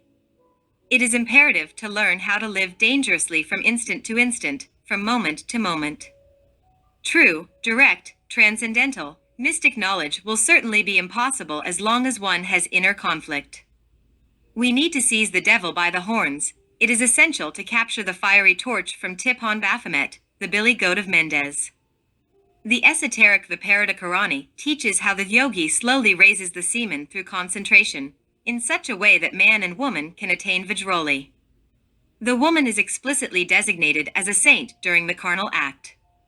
She should also find herself in the situation to equally transform the fire of her sexual power and be able to conduct it to superior centers of the body. By making the semen ascend in the body, that is to say, by making it flow back inwards and upwards instead of spilling it, by reverting the drops which the ignorant and profane assign to the woman's uterus, the ethereal flame of semen begins to act, the igneous serpent of our magical powers through which we can and must reduce the animal ego to dust. In the Anangaranga of Kayanamala, we have found the following tantric asana. Atana Danda. The man kneels and bends over the woman who is lying on her back. There are 10 generally preferred varieties of this posture. A. The man positions the prone woman's legs over his shoulders and joins with her as he leans toward her. B. With the woman lying on her back, the man arranges himself between her legs, raising them until they touch his chest and unites her. C. The woman keeps one leg extended on the carpet or bed, and places the other on the man's head. This position is especially stimulating in erotic sensation. D. The Kamrathi position. The man situated himself between the woman's legs and outstretches her arms with his hands as far as possible. E. During the sexual act, the woman raises both legs up to the man's chest with him between her thighs. This is one of the postures preferred by connoisseurs in the art of love. F. The man kneels before the woman who is stretched out on her back. He then puts his hands under her back and lifts her towards him, whilst she draws him towards her with her hands entwined behind his neck. G. The man places himself between the woman's hips and her pillow bone, occipit at back of head, so that her body is raised, forming an arch, kneeling upon a cushion. The act is performed in this most appreciated position, in which both participants experience the greatest enjoyment. H. Whilst lying on her back, the woman crosses her legs and lifts her feet a little. This posture vividly rouses love's fire. I. Lying down on the bed or carpet, the woman arranges one leg on her companion's shoulder, keeping the other outstretched. J. After introducing his penis, the man lifts the woman's legs and laying them on his shoulders, closely hugging her hips. In the Viparidakasani it says, this practice is most excellent, the cause of liberation for the yogi. This practice brings health and grants perfection to a yogi. The Virasiddhaka or Haruka considers the universe itself as the place of liberation. He knows how to live wisely. With his sight set on infinite truth, he is above suspicion and reproach. By the evidence of Saham, I am it, that is to say, the power, without doubt penetrated by it, free from all ties to samsara, master of his senses, proceeding to the Panchatattva ritual. This word designates the 5 elements: ether, air, fire, water, and earth. They are considered to be the diverse origins of the manifestation of Shakti, Kundalini. Cosmic power is contained within the 5, and the Virasiddhaka carries out the task of resurrecting the primary nature of those elements as an act of power so as to promote the firstborn of creation, Shiva himself. Evidently, the intrinsic need for gradual ascension toward the transcendental origins of universal life stands out with complete absolute clarity. Such an ascension is going to have as its base the organic nature of the pentad. With respect to the organic subject, ether is encountered as being closely related to woman or to sexuality, Mithuna, air to wine, Madhya, fire to meat, Mamsa, water to fish, Sya, and earth to cereals, Madra. Thus, by the intelligent enjoyment of the 5 M's, woman, wine, meat, fish, and cereals, we invoke the power, Shakti, of the elements, bringing it to the present within ourselves here and now. The Pankatattva makes Shakti Puja possible. This was the Gnostic cult to the Divine Mother Kundalini Shakti. The wonderful sparks of Maha Kundalini are found contained in all the properties of nature's 5 elements.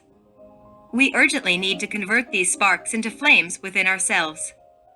Unquestionably, even when the occult inner divinity is not found within the intellectual animal mistakenly called man, it extends its innermost energy in a conscious manner through the ritual Pankatattva with the clear purpose of helping the essence in the process of awakening. We should know that the 5 elements are diverse forms of one power, which therefore try to attract the inner life of the inmost being in order to unite it with external life, the immanent with the transcendental, so that the being recognizes itself in the here and now. We need to learn to live intensely from instant to instant in the world of the 5 elements. Karma Yoga, the path of the straight line, has its foundations in the law of balance. How can we exercise power with regal mastery over the Akasa Tattva with the exclusion of Sahaja Methuna, sexual magic? Indian tradition says that Ramakrishna established Saradalevi on the throne of the Divine Mother in the temple and began jointly to sing the hymn to the Devi Kundalini with the ancestral ritual ceremony which culminated in the famous Shirashi Puja, the adoration of woman. He and she achieved Samadhi during the Methuna. In this way one reaches the point of exercising Akasa Tattva. It is written with words of fire in the Book of Splendors that the power of the solar logos is not found in the brain, neither in the heart, nor in any other organ of the body, save exclusively in the sexual organs, the phallus and the uterus. In no manner whatever can we develop the powers of Akasa within our inmost constitution if we commit the errors of fornication, adultery, or hating sex. All sin will be forgiven save the sin against the Holy Spirit. Sex. Once, finding myself outside of the physical body, I asked my Divine Mother Kundalini the following question: is it possible that someone exists in the physical world who can achieve self-realization without sexual magic? The response was both terrible and shocking. Impossible, my son, that is just not possible. I was deeply impressed and disturbed in the inmost depths of my soul. What can we say about the Vayu Tattva, the element of air? What is its relationship with the fruit of the vine? Obviously, no drunkard can possibly acquire the marvelous powers of the Vayu Tattva. It is manifestly clear that pure unfermented wine is used with success in the ritual of Pankatattva. By what method or manner can we acquire the miraculous igneous powers of the Tejas Tattva if we make the mistake of renouncing the carnivorous element? Unfortunately, the human multitude either becomes radically vegetarian or turns almost cannibalistic. What can we say about the Apas Tattva and its formidable powers? It is obvious that in fish a secret is found which allows us to control storms and walk on water. Unfortunately, people either hate seafood or eat too much of it.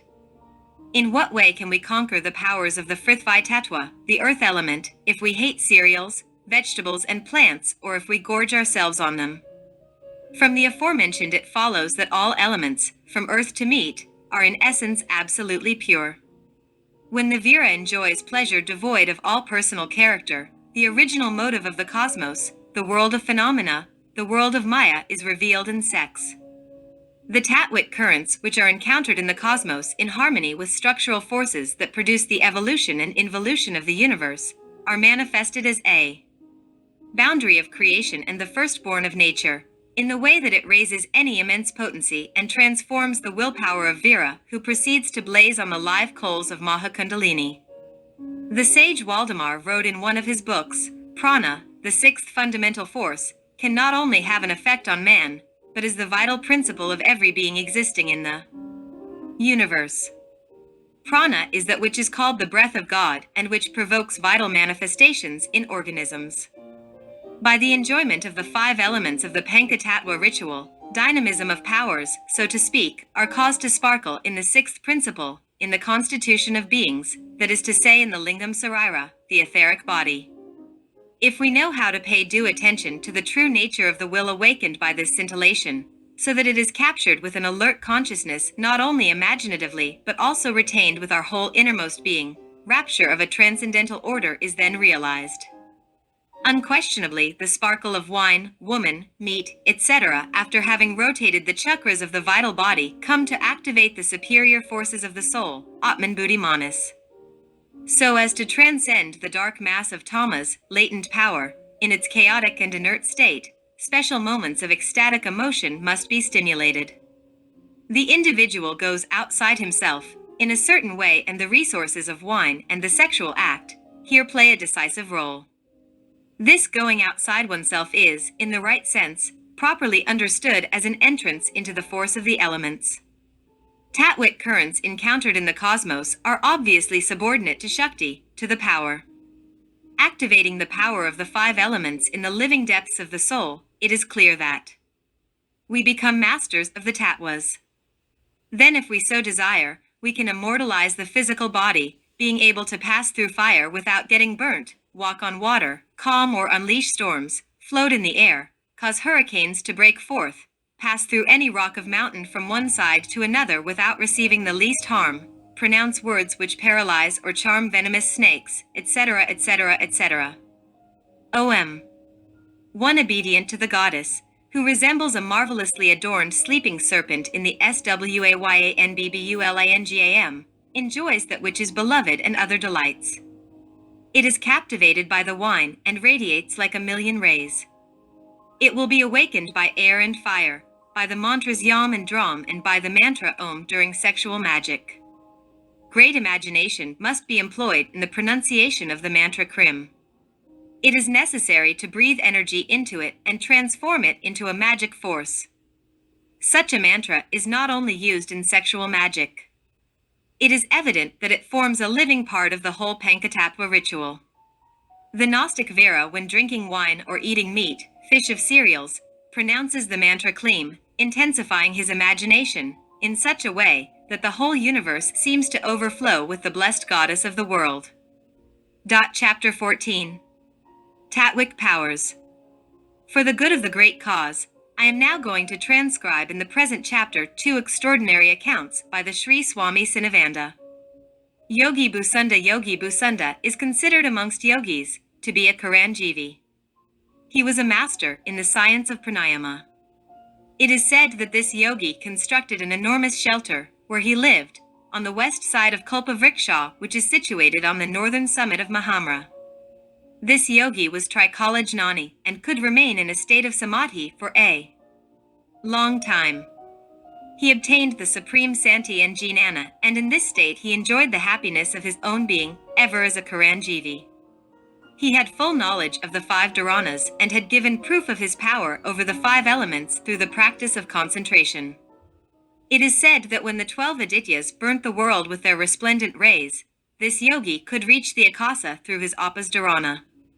When the ferocious gale blows until rocks break into pieces, he will remain in the akasa by means of the agni dharana.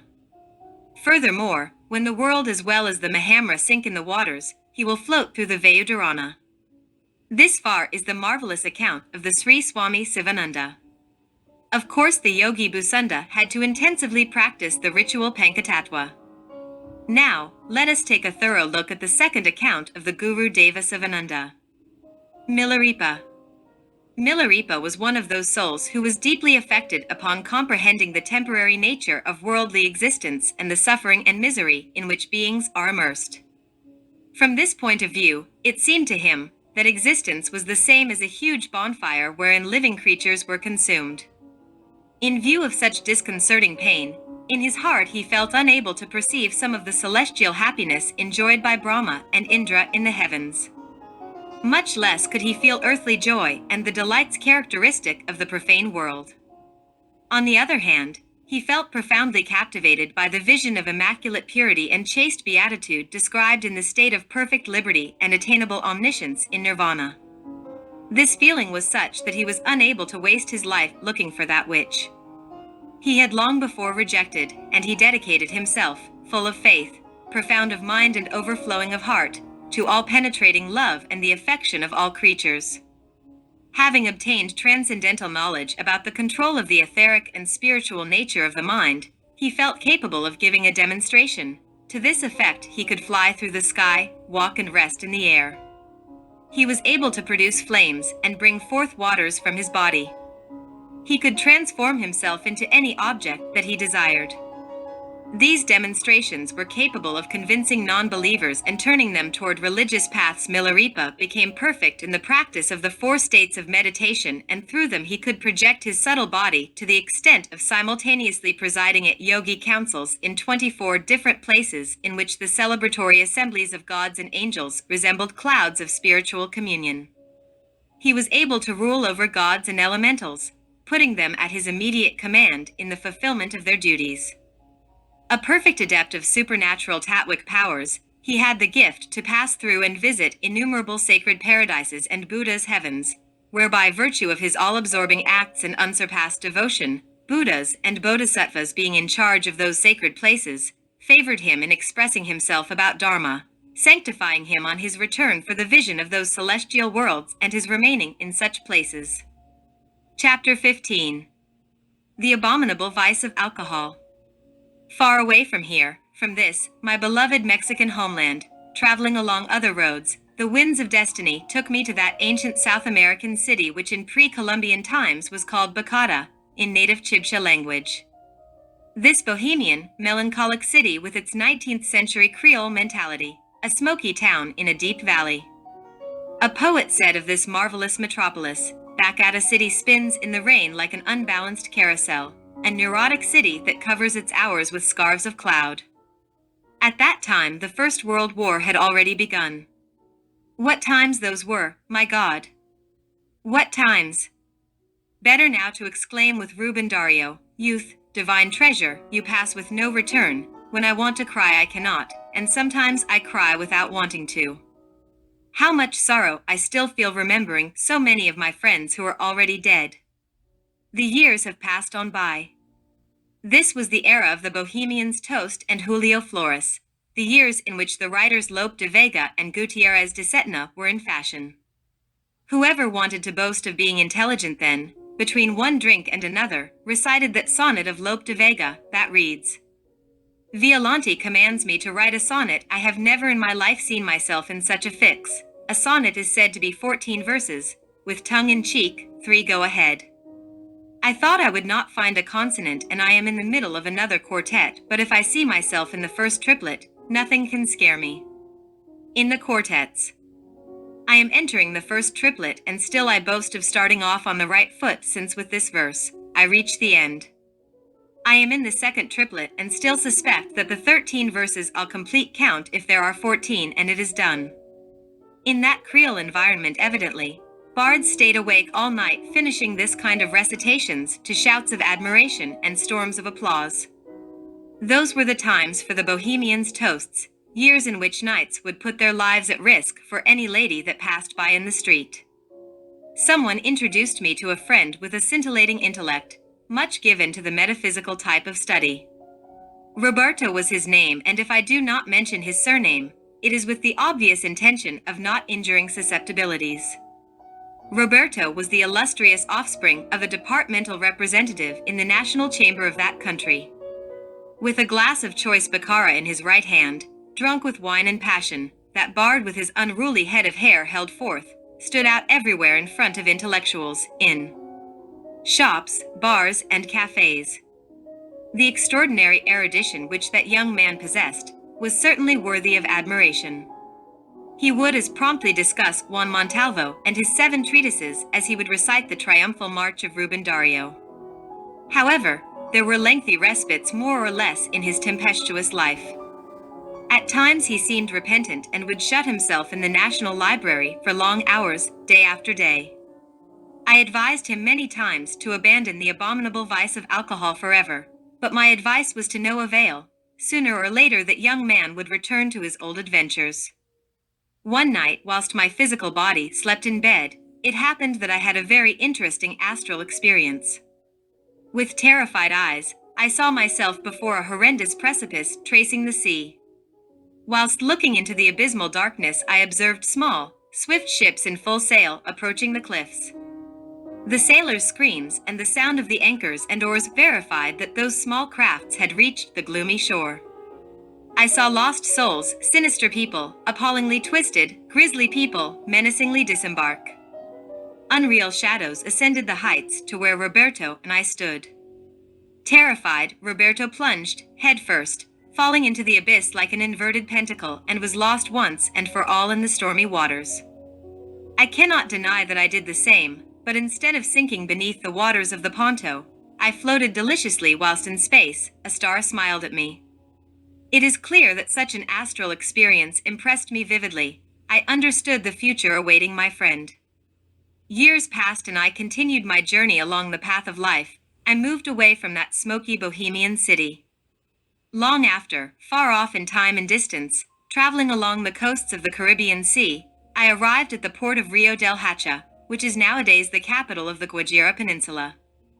A town of sandy tropical roads by the seashore, hospitable and charitable people with faces burnt by the sun. I have never been able to forget those Guajira Indians clothed in such beautiful tunics and everywhere shouting, "Karua! Karua! Karua! Charcoal! Piraka, Piraka, Piraka!" "Come here," the housewives cried from the doors of every house in the purpose of buying the necessary fuel. "Haida Maya, I love you very much," says the Indian man when winning the love of an Indian woman. "Ai Matsai Pupira, days come and go," she will answer. Unusual circumstances exist in life, tremendous surprises. For me, one of them was the encounter with that very bard whom I had known before in Bakata City. He came to me ranting openly in the street, drunk with wine, as always, and to make matters worse, in the most dreadful misery.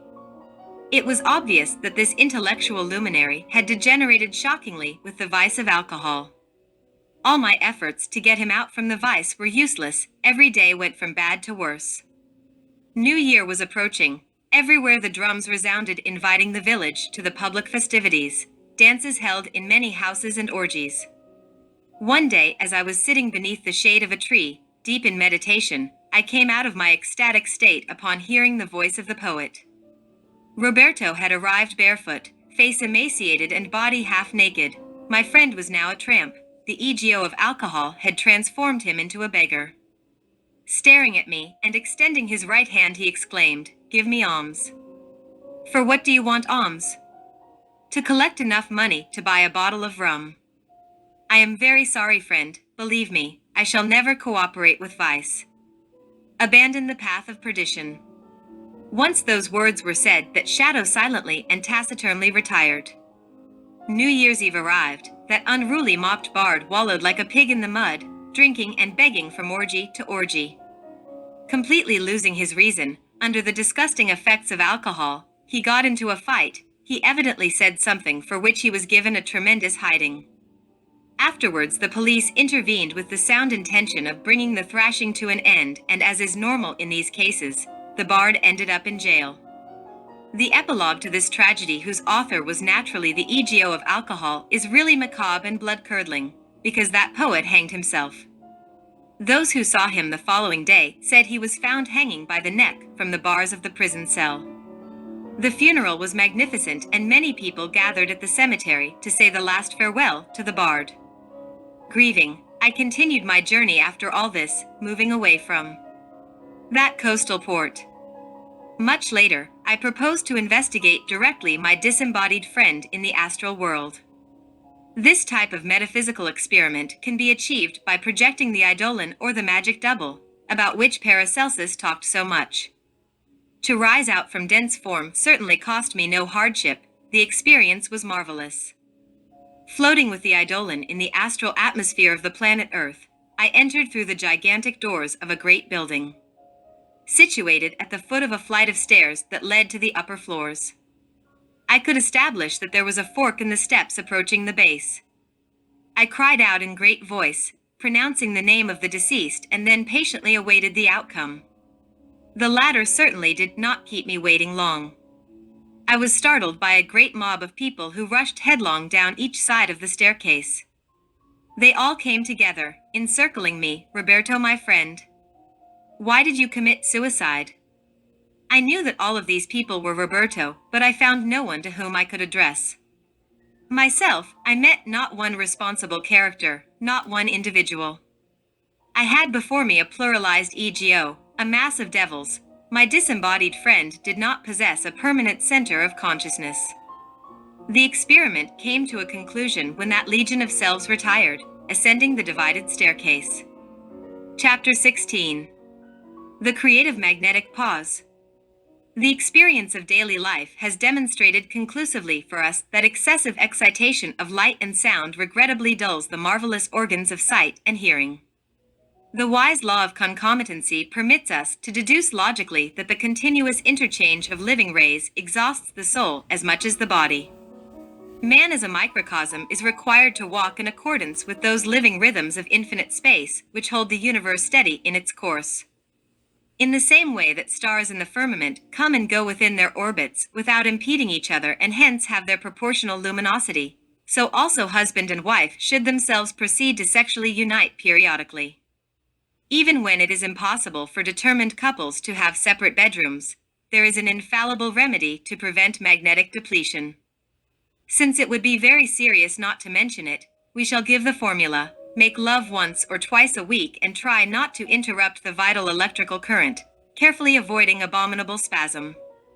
These verses are from Hutton. Twice weekly, it is the duty with a woman so to do, that which harms neither you nor I, 104 times a year is awarded. Zoroaster wrote to his fellows that man and wife should make love every 9 days. Because of that, the woman should ask the man 9 times each morning, "Tell me, my lord, what should I do today?" Your will is law. The wise legislator Solon awarded woman the right to be covered by a man 3 times in the course of 4 weeks. Men who have passed beyond the age of 50 are simply advised to obey the magnetic creative pause which nature establishes in their physiology of Eros. These people, even though they want to practice sexual magic, must learn to wait for the appropriate moment. It is absurd to force the sexual organs or to undertake copulation with a deficient erection. People of advanced years should never worry. It is obvious that nature also establishes in them their sexual plus and minus, their periods of activity and repose. The magnetic creative pause also resolves the somehow deficient function of the genitals and the chakras or sympathetic plexus provided by them. The wise Waldemar says, energies from the very same potent mass are wasted during the preparatory period, and frequent repetition of this extravagance produces an increasing interior emptiness and dissatisfaction as a consequence. The magnetic pause is necessary for the replacement of consumed energy. Frequently, however, a participant even goes so far as to interpret this pause as a lack of love and conjugal desire, obliging their partner, in morbid vanity, to demonstrate their willing deference with new displays of excitation. In a forced manner, such participant will repeatedly give clear demonstrations of sensual fire, the other partner having no alternative but to escape the representative mimicry of sensations which are no longer excitable or experimental. As a consequence of this, spiritual deviation increases until repulsion and desperation expand in such a way that vehement disputes become inevitable. Shame and hatred of those affected increase, leading to spiritual disturbance and usually the conversion of marriage into a curse.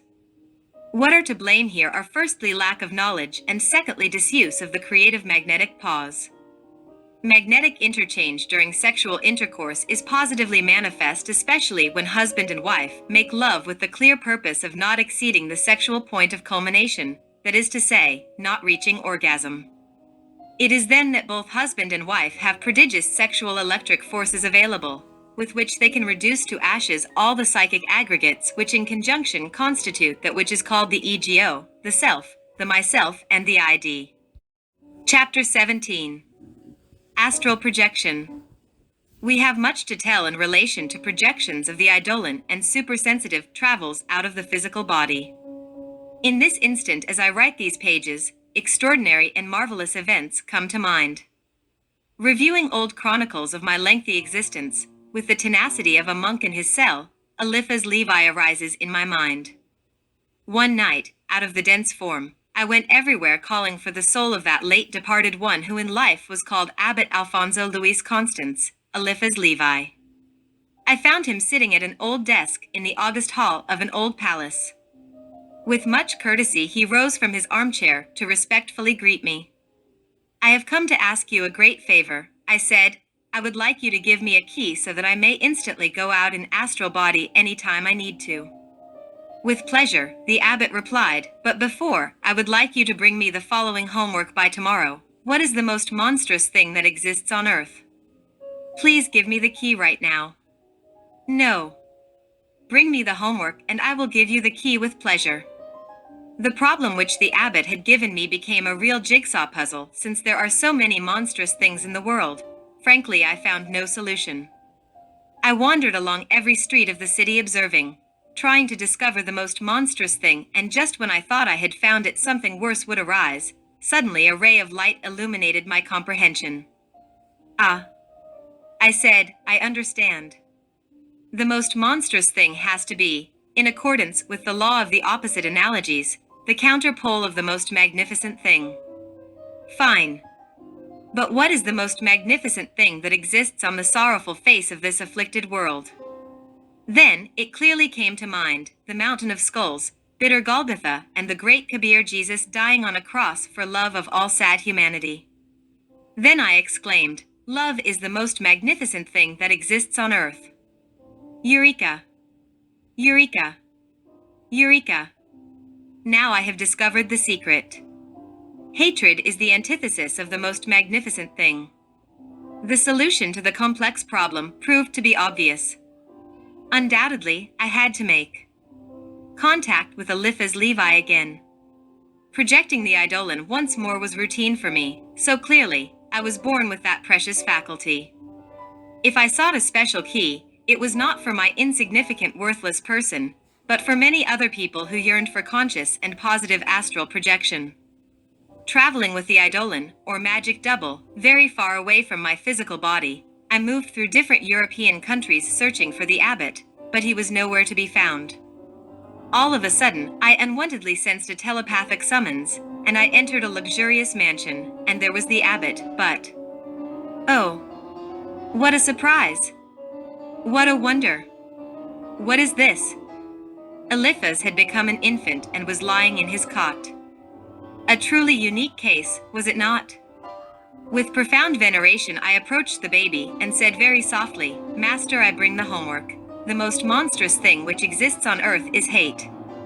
Now I want you to fulfill your promise. Give me the key." However, to my astonishment, that child remained quiet whilst I despaired without comprehending that silence is wisdom's eloquence. At times I took him in my arms from desperation, imploring, but all in vain. That infant resembled the silent sphinx. How long would this last? I did not know. In eternity, time does not exist, and the past and the future join in an eternal now. Finally, feeling cheated, I put the child into his cot and very sadly left that venerable, ancestral home. Days, months and years passed, and I continued to feel defrauded. I felt as if the abbot had not carried out his word, given with such solemnity, but one day the light dawned on me. I remembered that phrase from Kabir Jesus, "Let the little children come to me, and do not hinder them, for the kingdom of heaven belongs to such as these." Ah, I understand, I said to myself. It is imperative, it is essential for childhood to be reconquered in the mind and heart. Unless you change and become like little children, you will never enter the kingdom of heaven. That return, that going back to the point of original departure, is not possible without first having died within oneself. The essence, the consciousness, is unfortunately bottled up amongst all those aggregate psyches that, as a sinister whole, constitute the ego. Only by annihilating such twisted, dark aggregates can the essence awaken to a state of primeval innocence. When all subconscious elements have been reduced to cosmic dust, the essence is liberated. Then we recapture lost childhood. Novalis says, "The consciousness is man's own essence in complete transformation, the primitive celestial being." It is manifestly clear that when the consciousness awakens, voluntary astral projection is no longer a problem. After having understood in depth all these processes of the human psyche, the abbot delivered to me, in the higher worlds, the second part of the majestic key. This was a series of mantric sounds with which one could consciously and positively achieve projection of the eidolon. For the benefit of our Gnostic students, it is useful to establish didactically the skillful succession of these magic sounds. A. A long and delicate whistle similar to that of a bird. B. The intonation of the vowel e, as in the English word let, prolonging. The sound with the note re of the musical scale. C. Singing the r, making it resonate with the musical te, imitating a high-pitched child's voice, something similar to the shrill sound of a hand mill or an extremely fine and delicate motor. D. Make the s resonate very delicately, like a sweet and gentle whistle. Clarification: point A is a real and effective whistle. Point D is only similar to a whistle. Asana. The Gnostic student lies down in the position of a dead man face upwards, on their back. Splay the toes in a fan shape, feet together at the heels. Arms alongside the body, the whole of the physical vehicle well relaxed. The devotee should repeatedly sing the magic sounds in profound meditation whilst going to sleep. Elementals. These mantras are found to be closely related to the elemental class of birds, and it is evident that they will effectively assist the devotee by helping in the work of astral projection. Each bird is the physical body of an elemental, and they always assist the neophyte provided that there is proper conduct. If the aspirant is eager for assistance from the elemental class of birds, they must learn to love them.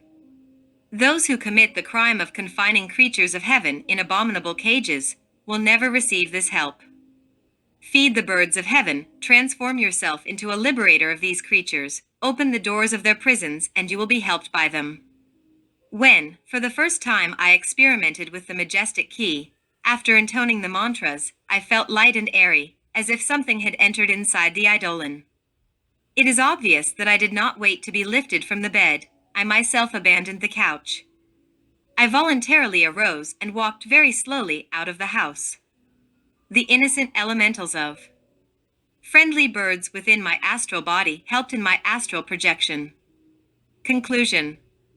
In the present chapter, then, we have revealed the two fundamental aspects of the majestic key. The complete and absolute development of these two parts of the great key will permit us to project ourselves into the astral at will in a conscious and positive way. Whoever truly yearns to become an experimentalist in the grand realities of the superior worlds must develop within themselves the two aspects of the great key. Chapter 18. Magnetic interchange. In chemical copulation, in metaphysical coitus, during sahaja methuna, maximum erotic sensation is experienced in 5 minutes. Dynamic magnetic flames surround the couple during sexual trance like an undulating sea of a purple-red, profoundly divine gas. It is a tremendous moment in which the masculine currents attempt to unite with the feminine. The harmonious, combined, sexual rhythms between a man and a woman are established with the magnetic creative pause. Such a pause contains within itself two basic factors. A determined period of time intelligently and voluntarily established in between copulation. B. A prolonged joy of metaphysical coitus, without orgasm, spasm, and without losing seminal liquid. It is imperative that the most important centers of the body make harmonious and calm contact, so that the interchange of magnetic forces is profound, edifying, and essentially dignified. The clitoris, which is situated between the small lips of the vulva, represents the most sensitive point of the feminine organism. Any enlightened clairvoyant can detect the magnetic centrifugal forces that initiate their course from the clitoris. It is then, the clitoris, the magnetic centrifugal point which provides a woman's aura with suitable currents of energy. However, we should study all of this not partially but completely. It would be absurd to assume that the clitoris, which is encountered in front of the vaginal entrance and is separated from it by the canal of the urethra, is the only bearer and generator of superior sexual sensation in the female sex. We should think and understand also that the uterus and isolated interior parts of the vagina can be bearers and generators of maximum sexual sensation. Obviously, cavernous tissue and terminal corpuscles are encountered in the clitoris. Without such tissues and corpuscles, physiological feminine aptitude and the possibility of reaching the maximum sexual sensation would be ruled out. During contact with the man, the clitoris, provided with cavernous bodies, commences to erect, in the same way as the male phallus, both becoming aroused together. At the extraordinary moment in which cavernous bodies in the area of the lips of the vulva also swell, the vaginal entrance coats itself with a kind of spongy pad that marvelously envelopes the male phallus. The more the vaginal entrance is moistened by glandular secretion, the greater the possibility of taking the fine magnetic condensers located there to an electrical affinity with the phallus, which in the organization of tension from the human body represents, so to speak, the primary transmitter of energy, in order to exchange an alternating physio. Psychic current. The wise Waldemar says, "Let us not forget, our body will invariably be more complete, the more developed and under conscious control is the sympathetic nervous system." When a man and a woman make of sexual union a psychic union too, with the minimum possible movement, that is to say, with only those which are necessary to maintain and prolong the contact, only then is the opportunity brought about of electrically charging the cerebrospinal ganglia. These are bound to the pineal gland, sovereign of the body, in addition to the solar plexus, plexus scoileus, with numerous radiating plexus to the liver, intestines, kidneys, and spleen. Abominable sexual ejaculation is certainly a short circuit that occurs to terrifyingly discharge us, and for that reason we should always avoid it.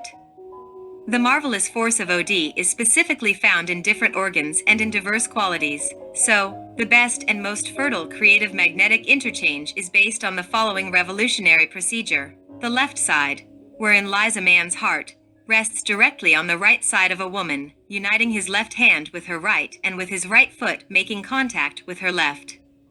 The sexual organs can then devote themselves to the task from which they are frequently enough withdrawn, that is, to serve the physical principle of assimilation and purification of matter, firstly, through action on the plexus which is situated below the diaphragm, the ventral part of the sympathetic nervous system, which is essentially necessary as a base for the development of the most refined sensation. Metaphysical copulation, with all its erotic refinement, places us in a privileged position, through which we have at our disposal the marvelous forces that allow us to reduce to cosmic dust each one of the sinister entities which personify our psychological defects. Chapter 19. The Demon of Algol. It is at times imperative to repeat certain phrases when discussing comprehension. What has been said in Chapter 13, with reference to alcohol, cannot be emphasized enough. There is no need to discuss the effects of alcohol at length. Its name in Arabic, the same as the Algol star which represents the head of Medusa cut off by Perseus, simply means the demon. Whether in fact it is a demon or a malefic spirit when it possesses man, its effects are clear and easily demonstrable from the drunkenness, the delirium tremens and the madness, with forms of paralysis and other hereditary defects passed down through descendants. Unquestionably, alcohol has a vibratory tendency to disintegrate, dissolve, and destroy, being a product of destruction, which also originates in our organism and which is eliminated through the skin. It dries our tissues and destroys nerve cells, which are gradually substituted with cartilage. It is manifestly clear that alcohol tends to eliminate the capacity for independent thought and calm judgment, since it fatally stimulates fantasy. It also shockingly debilitates ethical sense and individual liberty. Dictators from the past, tyrants, were not unaware that it is easier to govern and enslave a nation of drinkers than that of abstainers. It is also well known that with a state of intoxication you can make someone accept any suggestion and carry out deeds which are contrary to their sense of decency and morality. The influence of alcohol on crime is notorious, so much so that it is unnecessary to stress the fact.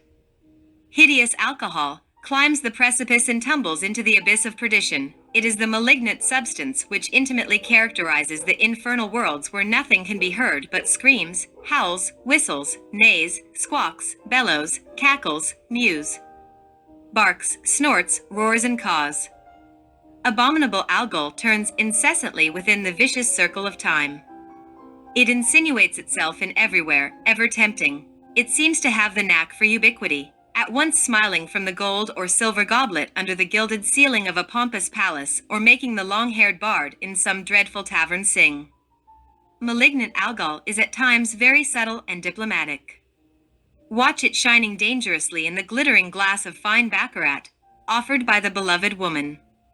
And, said the poet, when a beloved wine-tipsy woman endeavors to strip in the soft, perfumed mahogany bed, her guardian angel departs for a while. We are all going toward an end. We all have our name in the fatal amphora. Never drink the accursed liquor, I tell you, because if you drink it you will quickly lose the path. Very strong wine from Sabina in small glasses. Will you drink with me now? Although in the Greek amphora in which it was bottled I myself sealed it, exclaimed Satan from the depths of the abyss. In his black depths each demon fulfills its task, getting the vineyard ready until sunset, and like a god he calls you, when at merry supper the time to drink fermented wine arrives. With new inspirations in their lures, the peasants drink their health and offer libations with must, and the perfidious Medusa, Algol, smiles in enjoyment with her victim. Fasting, mortification and the wearing of hair shirts begs the anchorite or penitent at merry dawn, and after all have finished their sipping between the spree and the orgy when a weary sun sets in the west. What does time not erode? Already our dear parents were inferior to our coarse grandparents. We are worse than them, and in withered decadence between liquor and tragedy we are followed by corrupt descendants. How different are the progeny? When from another family. Who stained the seas of Sicily with Punic blood? Who lay Peronians and Antiochians low with only one stroke and faced formidable Hannibal until the end? A virile breed of rustic soldiers used to plow clods of earth with a Sabellian hoe, stalwart people obedient to a severe mother, who at her command charged, at the last hour. The day's enormous trunks hewn for the home, when weary oxen are loosened from the yoke, and sinks the sun into the shadows which night has gathered, and in friendly repose the farmhouse settles. Now everything is over. This poor humanity full of so many sorrows has degenerated with the abominable vice of alcohol. And who are these idiots who seek to negotiate with Satan? Listen, my friends. With the sinister demon alcohol it is impossible to make compromises, arrangements, or any kind of crooked deal.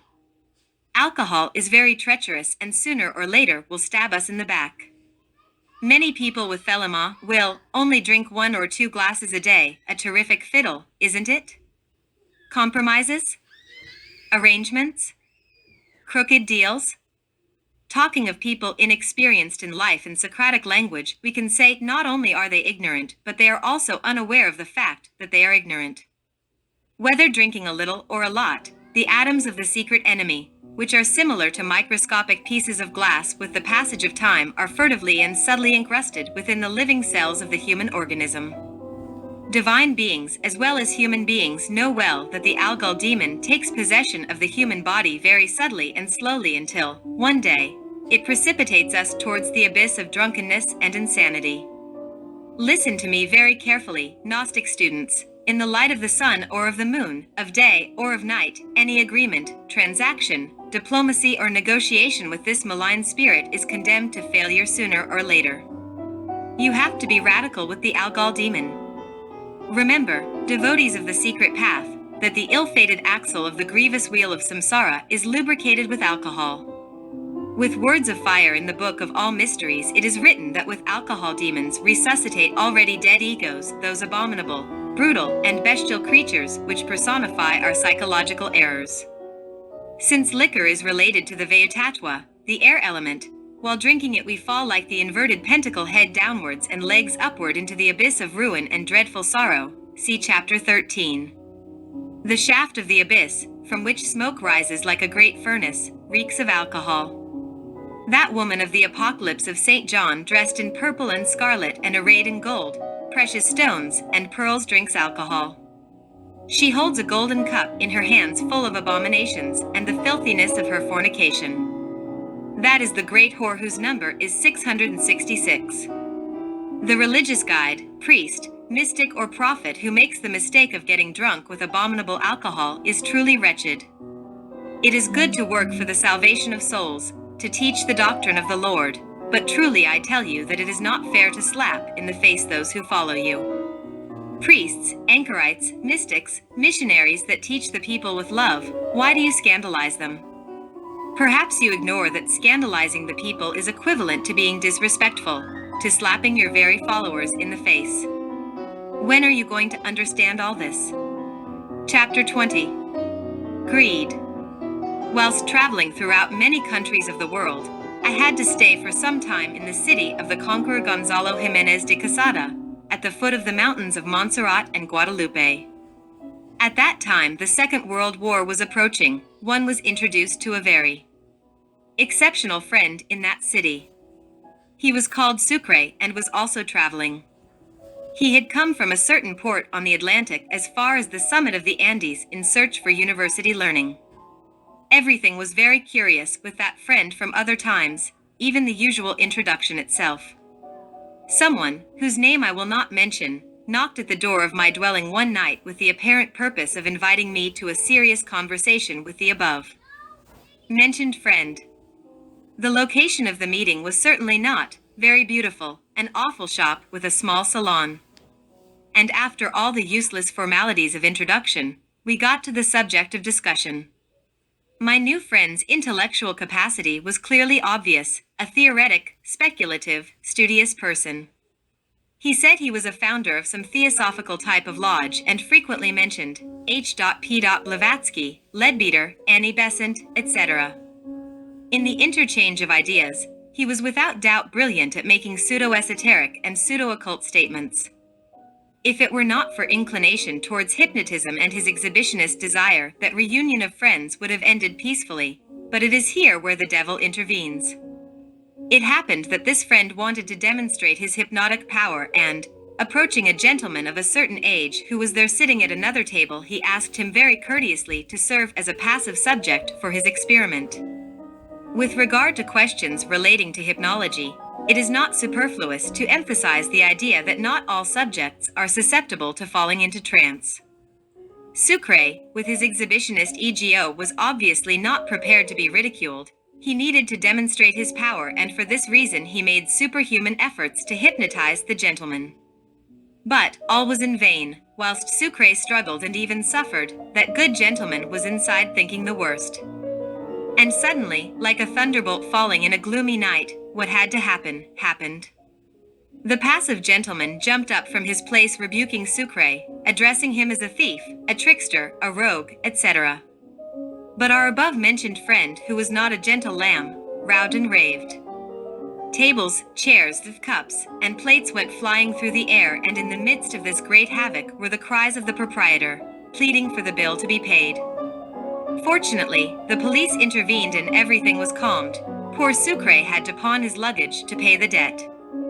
After that extremely unpleasant disaster was over, we arranged a new rendezvous with the aforementioned friend, which went much more peacefully since Sucre did not have the absurd idea of repeating his experiment in his head.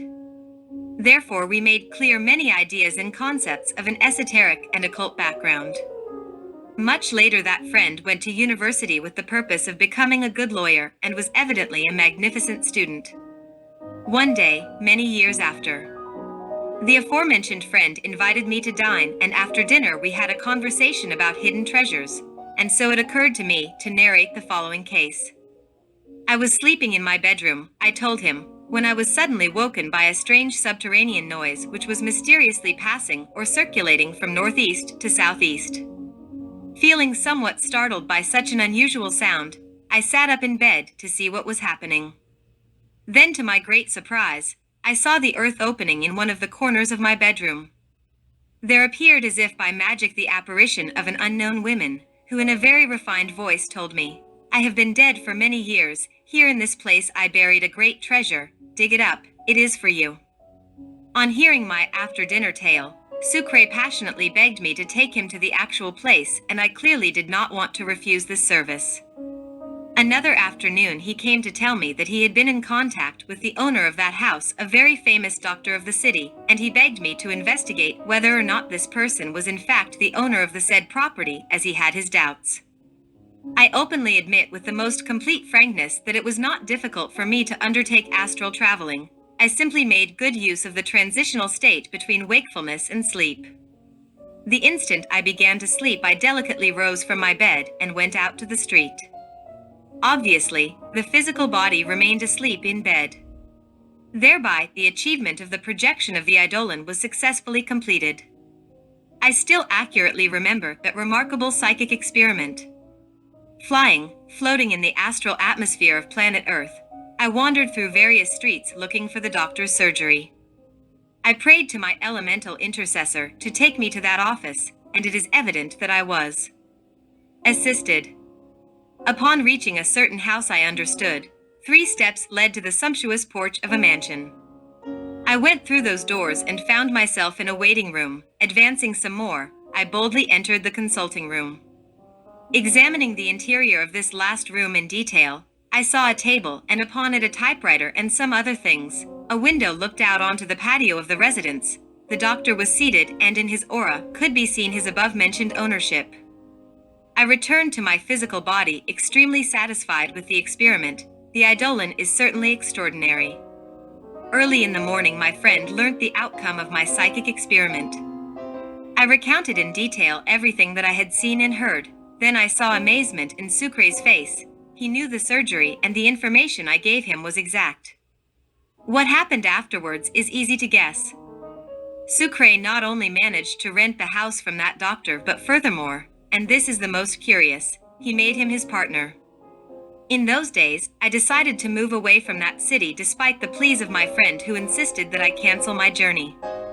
When I went back to that place some years later, everything had changed. The house had disappeared. Then I encountered a horrible, stony, frighteningly boring, arid terrain.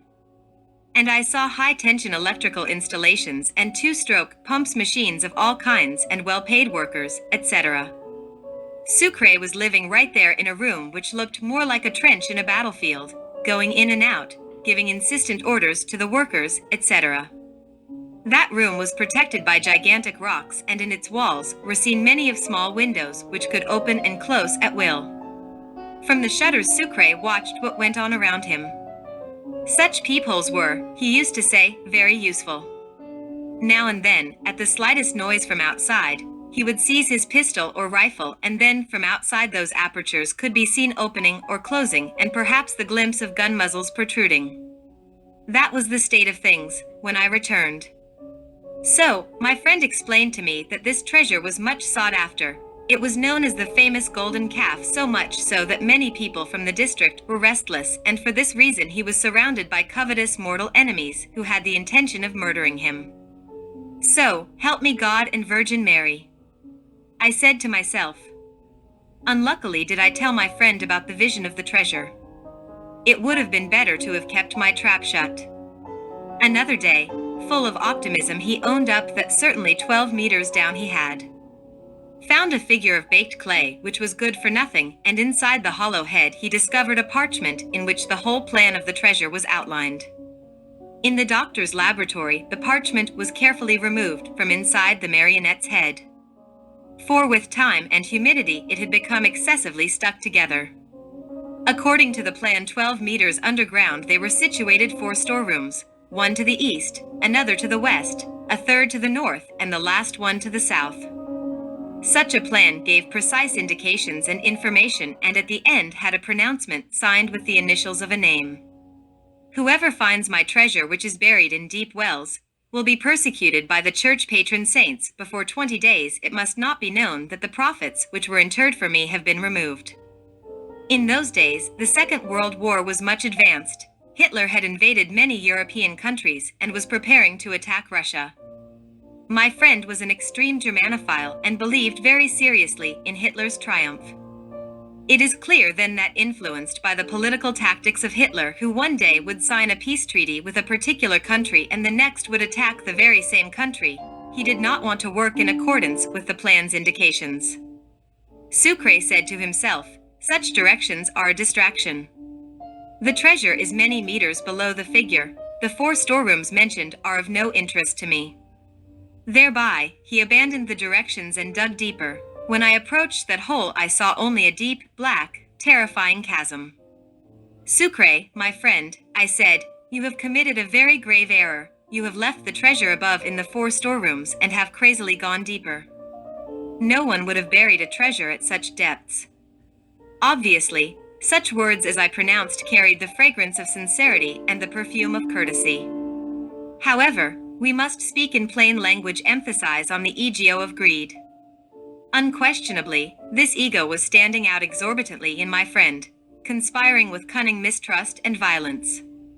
It was in no way something unusual to me that Ben Sucre raged and stormed vociferously at me and told me things I had never even thought of. Poor Sucre! He threatened me with death, believing for a moment that I was very much in agreement with his known enemies, perhaps intending to steal the treasure. After all that, and upon seeing my tremendous serenity, he invited me to his trench refuge for a coffee. Before I left that Hispanic city for good, known in other times as Nueva Granada, that friend made another request. He begged with all his heart for me investigate to his subterranean work with the Eidolon. I wanted to make an astral exploration of such a depth as well, and for this reason I acceded to his plea. And so, it happened one exquisite night with a full moon, I slept very peacefully in the dorsal position, on my back, and with my body well relaxed. Without any anxiety, I proposed to keep watch, to spy on my own sleep. I wanted to use that state of transition that exists between alertness and lethargy, for my astral exit. When the process of dreaming began, when characteristic dream images started to arise, delicately, feeling like a spirit, I made an effort to eliminate laziness and then rose from the bed. I left my bedroom as if I was a phantom, walking delicately, next leaving the house. Through the streets of the city floated delightfully, filled with an exquisite spiritual voluptuousness. It was not difficult to get my bearing. Soon I was in the place of events, in the actual terrain. Before that black, terrible hole, which was now more than 70 meters deep, an old dwarf, a pygmy, a respectably white-bearded gnome innocently contemplated me.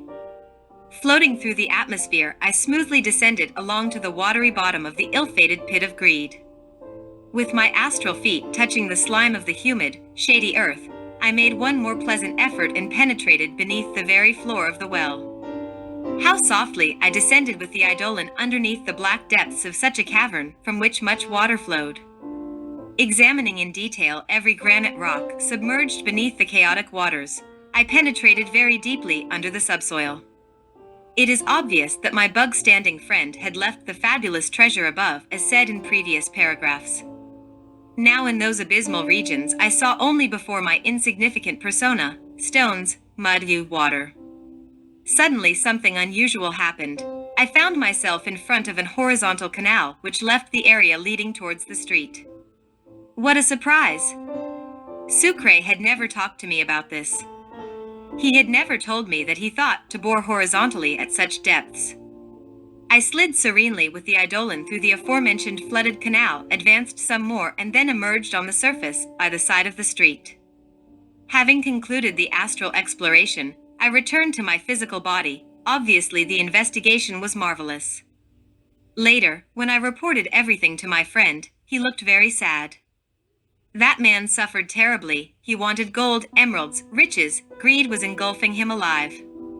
But he justified himself, saying that all this treasure was necessary to bring about a proletarian revolution. Apparently, he needed to invest this wealth in armaments, etc.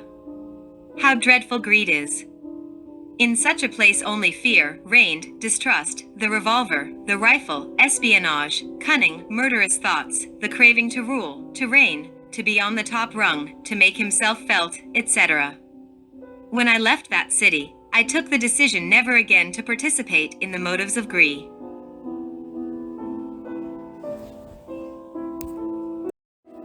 Christ said, "Do not store up for yourselves treasures on earth, where moth and rust destroy, and where thieves break in and steal. But store up for yourselves treasures in heaven, where moth and rust do not destroy, and where thieves do not break in and steal. For where your treasure is, there your heart will be also." Thank you very much for listening. May God give you happiness.